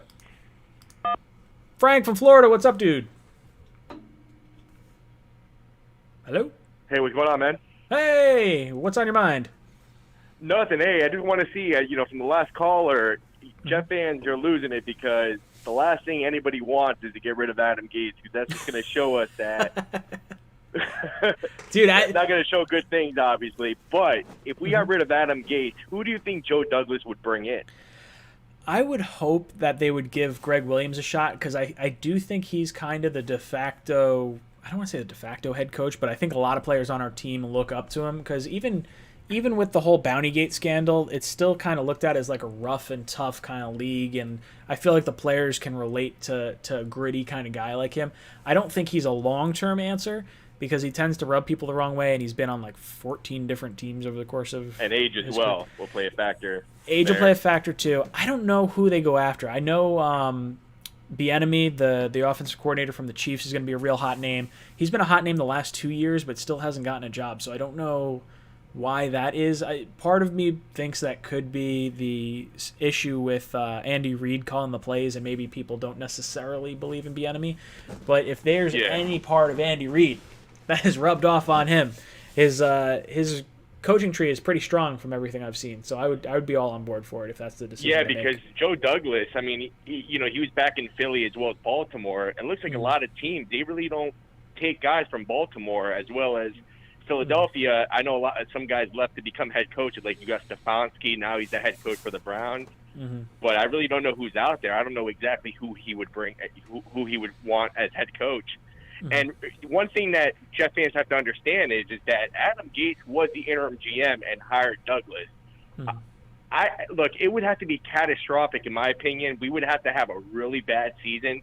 I'm talking about we would have to go like 2-14 for them to even fire Adam Gase. I mean, that's really the way I see it. Yeah, another head coach. I think he's doing a disservice to Adam Gase. I mean, I understand after 2 years if the wheels really fall off. Like if this team looks like it should be good, and the wheels fall off, and it's pretty clear that it's the play calling that's the issue, I could see them pulling the plug on him now. But Yeah. Look, I don't want to see that happen. I want to see Adam Gase here for the next 5, 6, 7 years because that means it's working. I don't want to see Sam in another new offense. I don't want to see this rotating door. We're going to waste the entirety of Sam's rookie contract if we get rid of Adam Gase. Exactly. We went from Bates now to Gates, and then a third offensive mind. I mean, that's just going to kill Sam Darnold. Another thing I want to point out too is I think our offensive line is going to be much, much better, which is going to give Sam a lot of time, and it's going to give Le'Veon time as well. Because I'm going to tell you, Jet fans are going to really have to look out for one guy, and that's going to be George Fant, the left tackle that we got. I'm telling you right now, that guy is going to be a beast this year. Dude, he's exciting to think about. Some of the Bosa highlights are pretty impressive. I'm hoping that's what we get. If we get Fant at that level, we're gonna have a really good right tackle, or at the very least a stopgap at left tackle he's gonna until play the left side. Do you think Becton starts? Do you think Becton starts on the right? I think Becton will be in the right side. I'm all about it. Hey, look, because I have no problem with that. Yeah, because look, it's gonna take us. Especially Becton's a rookie. There might not be a training camp. You really don't want to throw him in the left side in the NFL. First game of the season, obviously. And Fant, if you look at some of his highlights, I mean, last year against Myles Garrett, he looked very, very impressive. He actually shut down Garrett, and we all remember what happened Game 2 when we had Beachum go up against Garrett. It wasn't very just very a turnstile. Yeah, I want to say he had just beat us up all game. Joe Douglas. Hey, look, Joe Douglas chose George Fant. That was his very first signing in free agency. So he's very, very high on the kid. So I mean, that's something that we all have to look out for. I think our tackles are going to be set. The center is going to look real good in Conor McGovern, and I think our guards will be all right as well. One thing I don't understand is if we're going to see $7 million by cutting Winters, why don't we go after Warford? If that's all he wants, it's basically an even trade. That was what a lot of people have suggested, and it's something I would have really liked. The reason I've heard that they may not go after him is the speed, because Fant and Becton, those guys are real fast for their size. Yeah, they're raw. Warford is one of the slowest offensive linemen in the league, so I could see that being not a fit, and that could be the reason why they're not going after him. The whole Brian Winters thing, to me, feels like they're holding on to him just in case Lewis or Van Roten get hurt, or maybe one of them doesn't look good and Winters is healthy. We could cut Winters at any point and save the money, so I don't see a reason to do it right now unless we're going to spend the money on something else. But we have $25 million in cap space, so we have the luxury of sitting back and just sort of letting this play out. And I'm not a big Brian Winters guy. What do you think? What route do you think we're going to go with that cap space? Because I would love bringing Logan Ryan in, but maybe we're okay with our corners the way they are. They probably want to play these young guys. I think we're going to wait until the camp cuts. I think Douglas has his eye on a few guys that specifically at cornerback and edge rusher, where maybe he tries to take a stab at one of them. But I think a lot of that money, we have 25 figure. Costs us another $7 million to sign our rookie class, so really we're sitting around maybe $18 million. I wouldn't be upset with us rolling that money into next year and paying Jamal Adams or paying some of the contracts we're going to have to pay, because we have a lot of one-year deals. I don't think we need to necessarily spend all our money this offseason. The player I want that's going to be cheaper is Vinny Curry. I think the edge presence with because he was only paid the last 4 years he's been getting $4 million a year, or last year I think he got $2 million a year, but granted that was with Philly, so maybe it's a team discount Griffin, there. Man. I like him a lot. I don't know if the connection's there with him, but I would definitely be on board with him. Yeah, but he seems like a Greg Williams type of guy. He looks the muscle mass on that guy looks ridiculous. Yeah, he looks he's a freak shredded. of nature. I cannot believe a guy like that that is available. It just shows you that people don't want to. Teams don't want to sign 30-year-old players anymore, man. Yeah, well, it's a young man's game. It's all speed. Look at all the guys that are available. Yeah, it's all speed. You look at Logan Ryan. Logan Ryan's 29. You have 29. I think probably Clowney's the youngest. I bet he's around 27. Yeah, but Clowney's Clowney is already physically he's already a 35-year-old with the injury. Oh yeah, yeah. I think Vinny Curry's 31 maybe. Jason Peters is really old. He's 38 years old. 37. Yeah. Yeah, he's ancient. Ryan, always a pleasure, bro. I'll go ahead and eject myself, man. Thank you so much. I love the call in, and I look forward to talking to you again next week. Guys, if you want your shot to win a hat, shirt, or mug from the Jets Talk store, head down to the link in the description down below to the Jets Discord. Click on the Jets Discord, go down to the poll section. Just enter in where you're from. I'm going to raffle that off at the end of the year. You don't have to say, like, you know, specifically, but, like, you know, give me a rough idea where you're from so I can pin you up on my world board, and I can, you know, see where all the people are calling from. I like that. Call from Colin. What's up, dude? Hey Ryan, how you doing? I'm hanging in there. What's on your mind? So obviously we got the Jamal situation. So there's a couple options that I could think of. You either have signed to a long-term deal, you could trade him for a wide receiver, or you could trade him for like a pick. Which one would you rather? Of all those, obviously, I would love to have Jamal here long term. He's a lifetime Jet in my mind that I would like to stay here. I just don't think he wants to be here. So option one for me would be long term deal with Jamal at probably 16. You could get me on board with $17 million a year if that's what it is. I could do that. Then there's trade for a wide receiver or trade for a pick. I don't think I would want to necessarily trade for a wide receiver. I'm not against it. I would just prefer the assets go into either an edge rusher or a corner. And then draft pick would be the other one. So I guess if you had to rank it, sign him long-term, draft picks, and then the wide receiver would be my next thing. But I don't really want to pay a wide receiver a ton of money.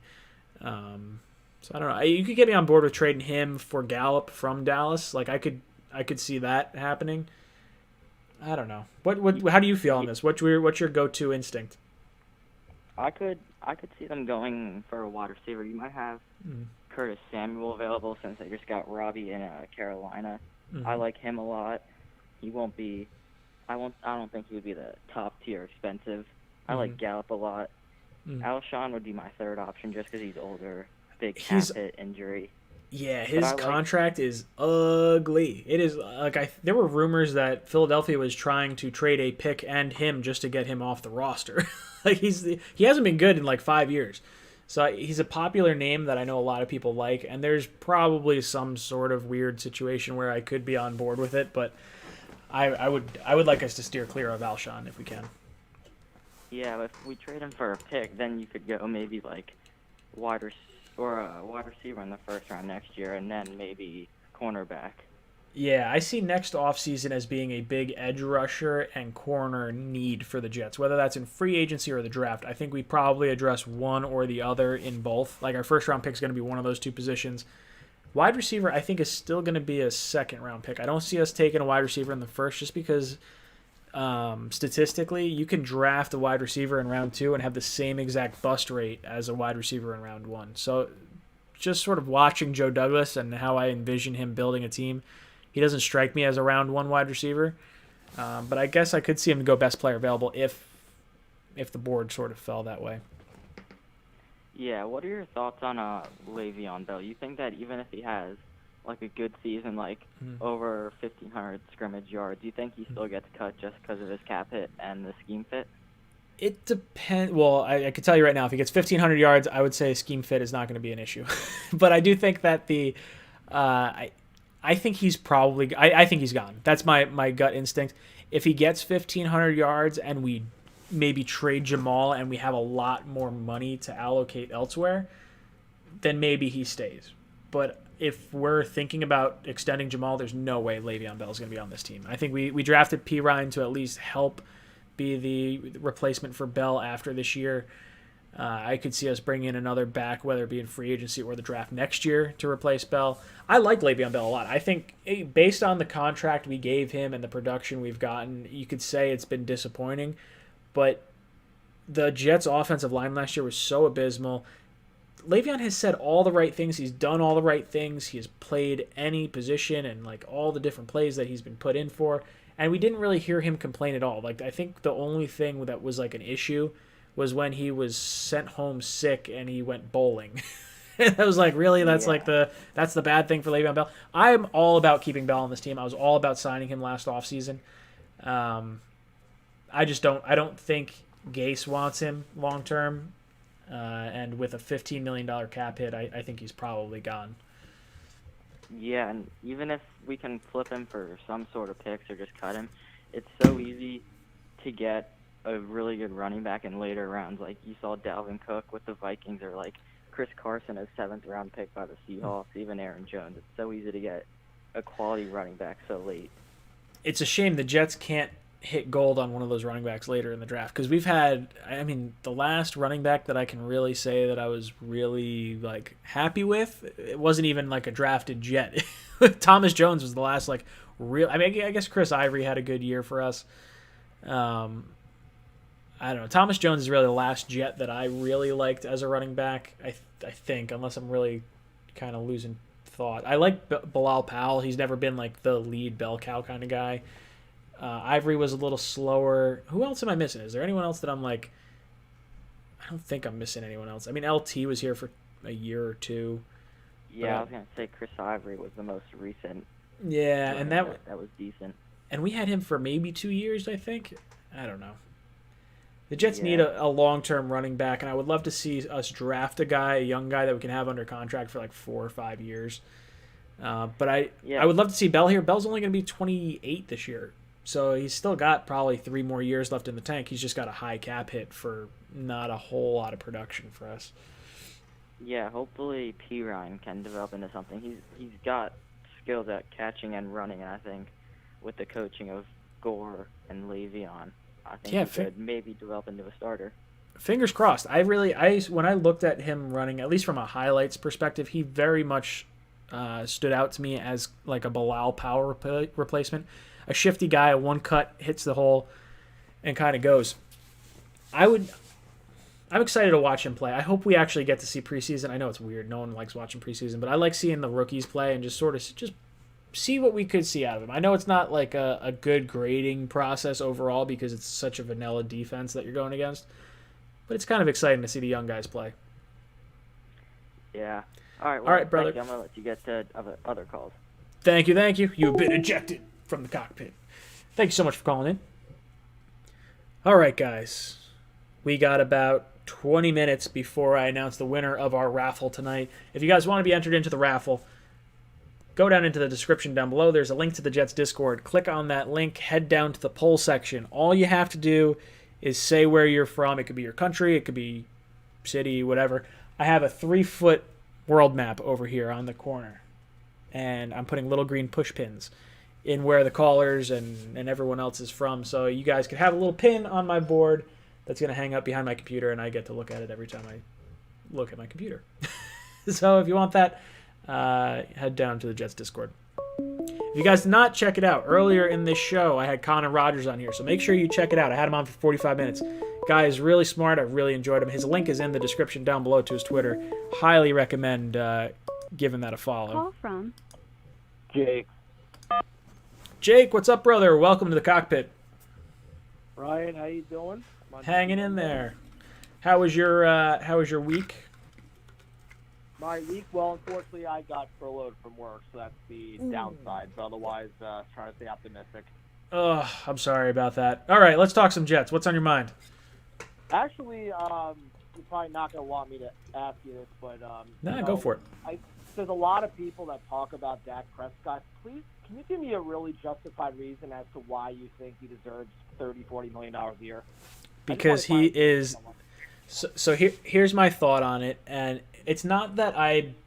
So you're worth whatever someone is willing to pay you, and Dak is in a very unique situation where he is a franchise quarterback on a very good win now team that doesn't have another option. I mean, they have Andy Dalton, but are you really going to roll the dice on Andy Dalton for the season? I don't think so.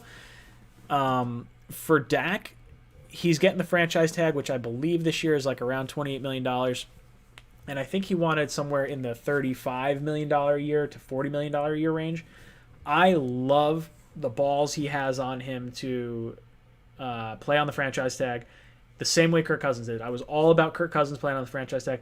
He's playing behind one of the best offensive lines in football, playing with one of the best running backs in football, his wide receivers are incredible. The wide receiver I wanted to be our wide receiver 1 this year, CeeDee Lamb, is their 3rd receiver.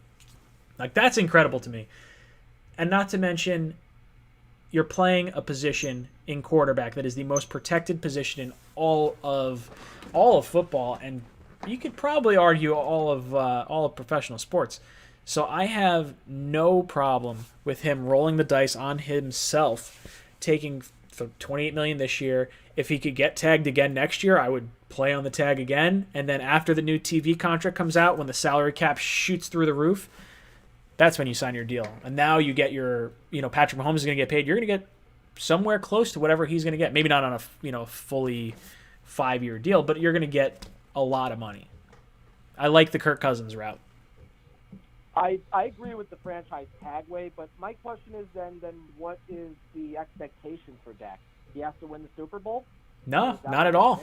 Kirk Cousins didn't have to win the Super Bowl.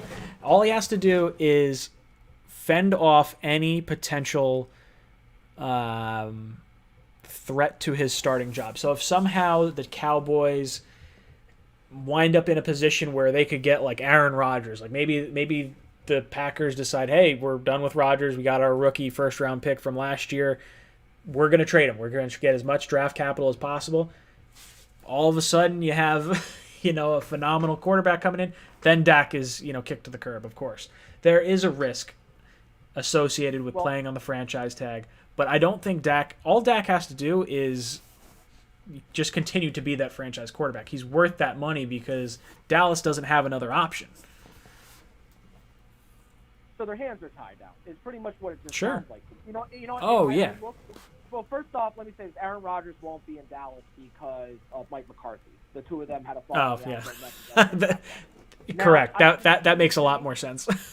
In my opinion, Dak reminds me of Russell Wilson. Russell Wilson wasn't really a high-end quarterback coming into the league.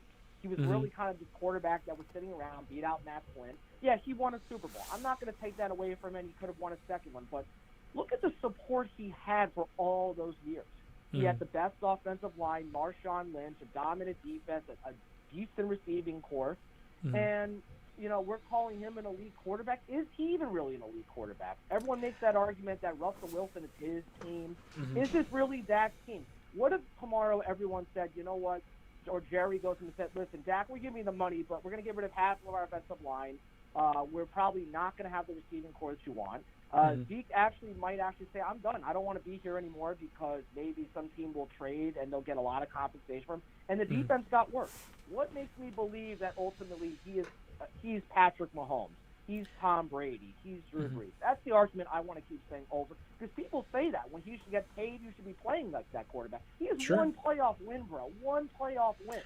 Dude, that's the thing. I really just don't get it. I just it's like how I feel about Lamar Jackson. I don't think Lamar Jackson's an elite quarterback. I think he had an MVP season because he was in a system that worked for him, but I don't believe that he is better than Patrick Mahomes. Everyone said it all year. I don't know. I'm going off on a tangent, but I just think that for Dak to be treated like an elite quarterback, why should we pay him that? I'd say, play the tag. If you stink next year, nah, hey, goodbye. And let him go somewhere and say, hey, we'll pay you $35, $40 million. I don't see it. I think he'll get that money somewhere if he doesn't sign with Dallas after this season. But the whole issue with Dak is, I don't believe he's a top 10 quarterback. I would put him somewhere probably 13, or outside the top 10, but before, I think he's top 15 for sure. And does he deserve, to be the highest paid quarterback? Probably not in terms of, a skill set, but that's not how contracts work. Like, I think Russell Wilson is the best quarterback in the league right now. Him and Patrick Mahomes, I guess you could have 1A, 1B. But I don't see Dak near that. It's the whole money thing and the whole timing of it and the leverage you have. Like Kirk Cousins, he knew he was the franchise quarterback, and he's like, I'm going to play on my tag. And the contract offer that the Washington Redskins had a little bit deeper of an issue because of the whole RG3 and the way Cousins was treated throughout that time period. So it's a special situation. But Dak is in a similar spot where he has the Cowboys by the balls. They don't have another quarterback. Unless Dallas is going to draft a young rookie quarterback, which They could, I guess, but I just don't see it. I think there's just he has too much leverage over the Cowboys right now to take less than what I think he's probably worth to that team. You know what? I'll just say one more thing, and I said this from the start of the offseason. If Dallas really wants a win now window, they should have went with Tom Brady. That's what I think. Oh yeah, hey, I don't disagree with that at all. I mean, I thought Tom Brady had a real shot at winding up in Dallas. Now, I don't think Tom Brady is the Tom Brady of old, and I think sticking with Dak is smarter than going with the 1-year option with Brady. Like, I think they probably had a shot to win a Super Bowl with Brady if Brady were to go there, and you just put all your chips in one basket. Dak is the long-term, 6-year window that you could potentially have. But if you're paying Dak $35 million a year, do you actually have a Super Bowl window? There's a real argument to be had that unless you're like a top 5, top 10 quarterback, maybe you just don't pay the guy that much money. Maybe like you draft the rookie and you just see how it goes. We have this offseason, we saw a lot of quarterback movement from Tom Brady to, Ryan Tannehill wound up staying in Tennessee, but there was a lot of options. Jameis Winston, Cam Newton's still out there. There's a lot of options for quarterback, and it almost feels like there's a super saturation of quarterbacks in the NFL, which is perfect. That's exactly what the NFL wants, because then you're not so hamstrung by this $40 million a year quarterback. If he goes down, your team's shot. So you want to be able to have the plug-in. If you could make the quarterback as what's the right word? If you can have the quarterback be as devalued as like the running back position is, and we talked about this briefly with Chip Kelly and the system he ran, could you bring in 2 quarterbacks at a far cheaper deal and just sort of make it work? It's sort of that same conversation. If you have a super saturation of good quarterback play in the NFL, it's only better for the rest of the players who are going to benefit from having lower quarterback contracts and higher contracts elsewhere. And it's better for the NFL because you're not hamstrung when one of those guys goes down. Yeah. Look, you know what? You guys you make a good argument. Dak needs to show me he can win. Because at the end of the day, I know he has good stats, but at the end of the day, you got to show me you can win. Because, I'll take back my Russell Wilson statement. I think he deserves more credit because he's won games. Dak has not won games. I'm sorry. You want to win $40 million. You want to get $40 million. Do what Patrick Mahomes did, and then you can tell me. Because guess what? Lamar Jackson's going to get paid all this money. How many games has he won? 0. So I'll just leave it at that. Thanks, Ryan. I love it, dude. Thank you so much for calling in. I appreciate the call, and I look forward to talking to you again next week. Guys, we got about 10 minutes before I raffle off that hat, shirt, or mug. If you want to get entered, down in the description, there's a link to my Discord or the Jets Discord. Click on that. Head down to the poll section. Just right where you're from. That'll enter you into the win. There's no actual poll question for the today. Let's see. How many people are over there? I'll take a look through the app. Boom. Who we got on the phones? Call from Jordan. Hey, what's good, Jordan? Welcome to the cockpit. Hey, what's up? What's good, brother? What's on your mind? Hey, so I was just thinking, the Eagles just cut didn't cut. He just got injured. Brandon Brooks. He just went down with an Achilles injury, and now they need a guard. So now they should be looking to create a lot of cap space so they can sign the dude from the Saints that just got cut. Am I right? Oh, have Larry Warford? Yep, Larry Warford. I can see it. Honestly, I think he was a better guard than any of the guards that hit free agency this year. Probably, I would say he's better than Glasgow. The only guard that I thought was better would be Thuney, but he never wound up actually hitting free agency. That's true. I could see them. I'm not gonna lie. I could see them trading for Brian Winters. Couldn't you? I can't. They are. I don't. I mean, unless they if they wanted to trade for Brian Winters and give us a draft pick and Alshon Jeffrey, and then we trade away Winters, that's the only way I could see it happening. They get rid of a player they don't want. We get rid of a player that saves us some cap hit. I don't. Yeah, I don't know. I hadn't really considered that. I don't see why a team would want to trade for Winters on that contract. He really has not played well the last few years, and he's been injured a lot.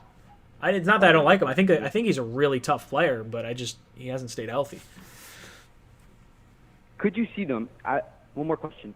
Could Sure. you see them trading us Alshon Jeffrey because they do need cap space?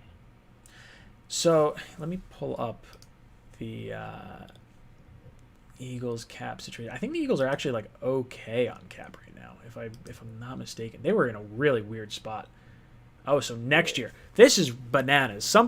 There's some sort of contract that's on their books right now that has thrown everything for a loop, because this year they have almost $25 million in cap space. Next year, they're $51 million over the cap. So there's got to be some contract that's got some weird, like, crazy clause. I have no idea. I mean, you got Fletcher Cox at $23 million.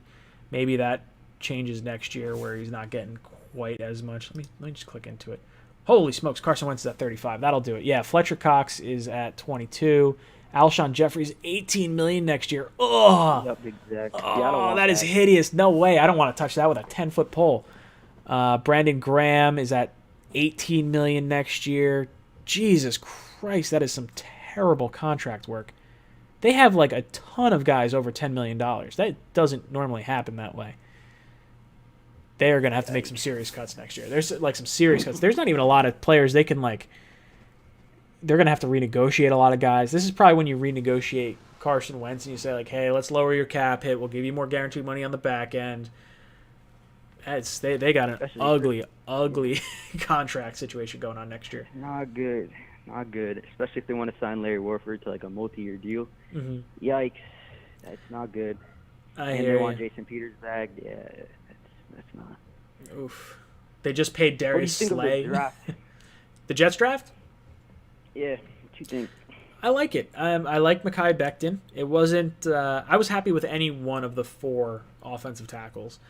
I think tackle was the right pick over wide receiver. As much as I love CeeDee Lamb and I was like beating my chest for him, I think left tackle is 100% the right move. I love Denzel Mims. Before the start of the second round, I had Mims as my number 1 player on my board, and I was like, I really hope we get him. When he fell to 48, I was like, yes, we're gonna get him. And then we traded down, and it's like, no, please don't do it. So I like Mims a lot. I'm a big fan of that. Ashton Davis surprised me that early. Not so much the player, but more so the position. I think they probably think that May or Adams is going to get traded or be gone after this season. So that's a little forward thinking there. Zuniga, I think we needed an edge rusher, so I'm okay with that.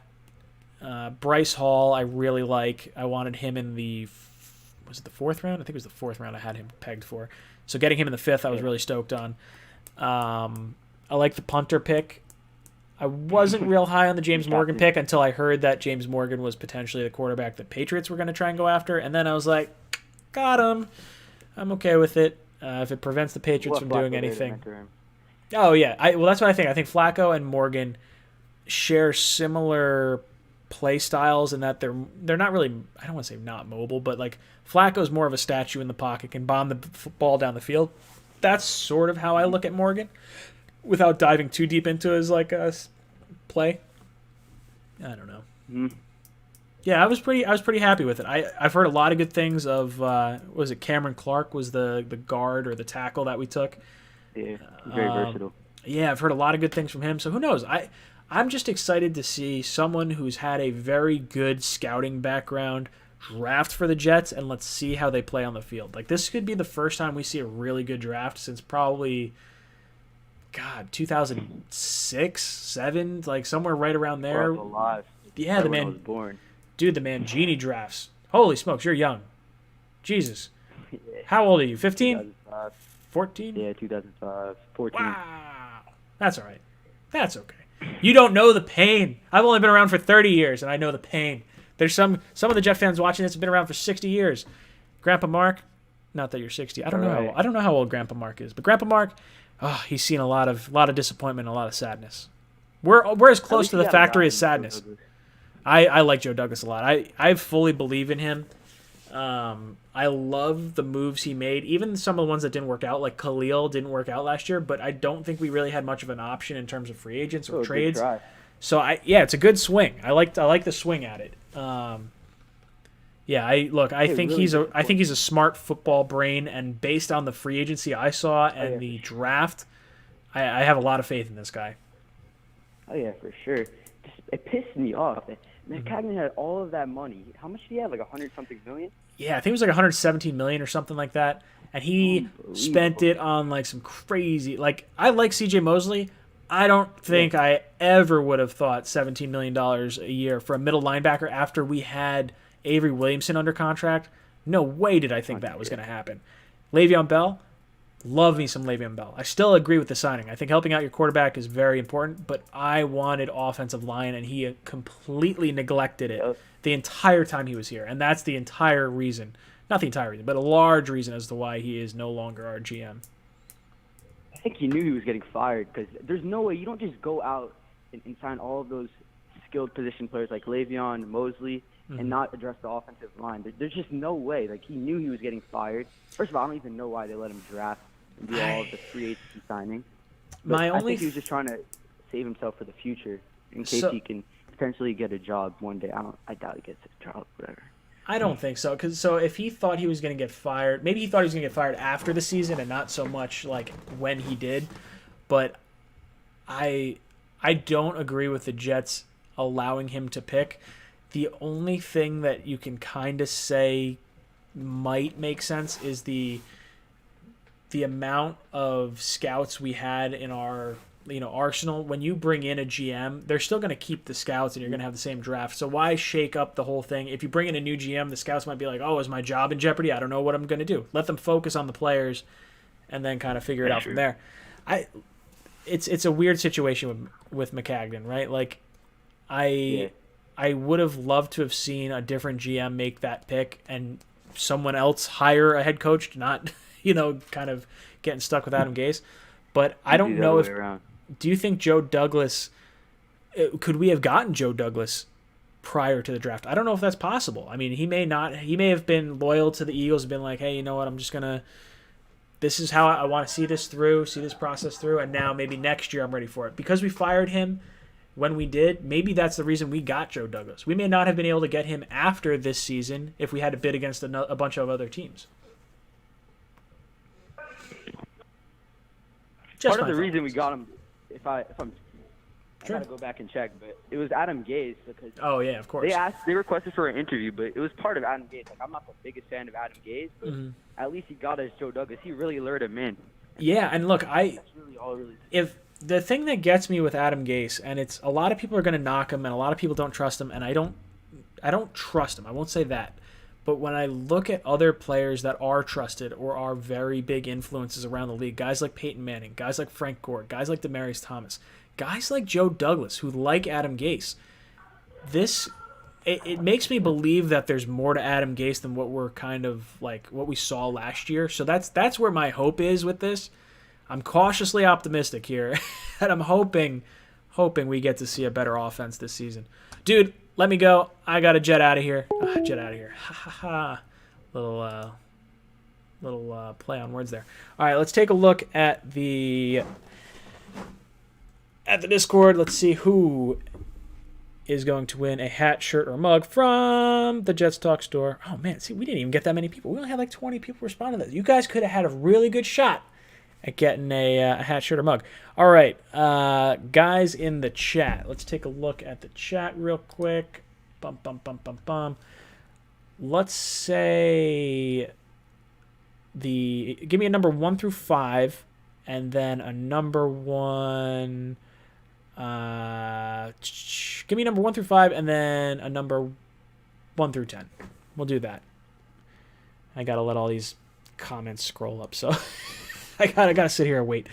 God, when I click out of that, I apologize. I didn't spend too much time looking at the chat today. Normally, I spend a little bit more time on that, but I will focus on this. Maybe I'll do a stream next week. Who knows? Do we do a stream next week and do no call-ins? We just do comment questions? Let me know if you'd like to see that. I could do something in that sort of realm. There's all our Bills fans in the chat popping up over there. Sorry, I'm catching up on everything. Okay. We got to... Oh, there's a bunch of numbers. Jesus Christmas. All right, what do we got? First number was a 4. All right, we got 2 4s. All right, we're going to go with 8. Let's see. 4 and 4. Ooh. 1, 1, 2, 3. 1, 2, 3, 4. See, here's what I'm doing. I'm doing like a every 2 person. That way it's not like a straight line down. All right. So the winner of our hat, shirt, or mug from the Jets Talk store is going to be NY Native 2470 from North Carolina. Brother, hit me up on the Jets Discord. Make sure you message me so I can get all your contact information. That way I can send you a hat, shirt, or mug from the Jets Talk store. All right, guys. That's going to be it for me tonight. If you guys missed it earlier on this show, I had Conor Rogers on. We had him on for about 45 minutes, so make sure you go back and watch that. He is really smart. Really like hanging out with him. Hopefully he graces us with his presence later on in the season. But guys, that's going to be it for me. I am your pilot, Ryan.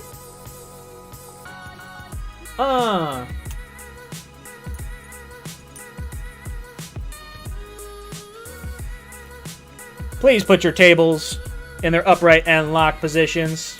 This is your pilot speaking. Prepare for takeoff. Guys, thank you so much for tuning in. I will see you all next week.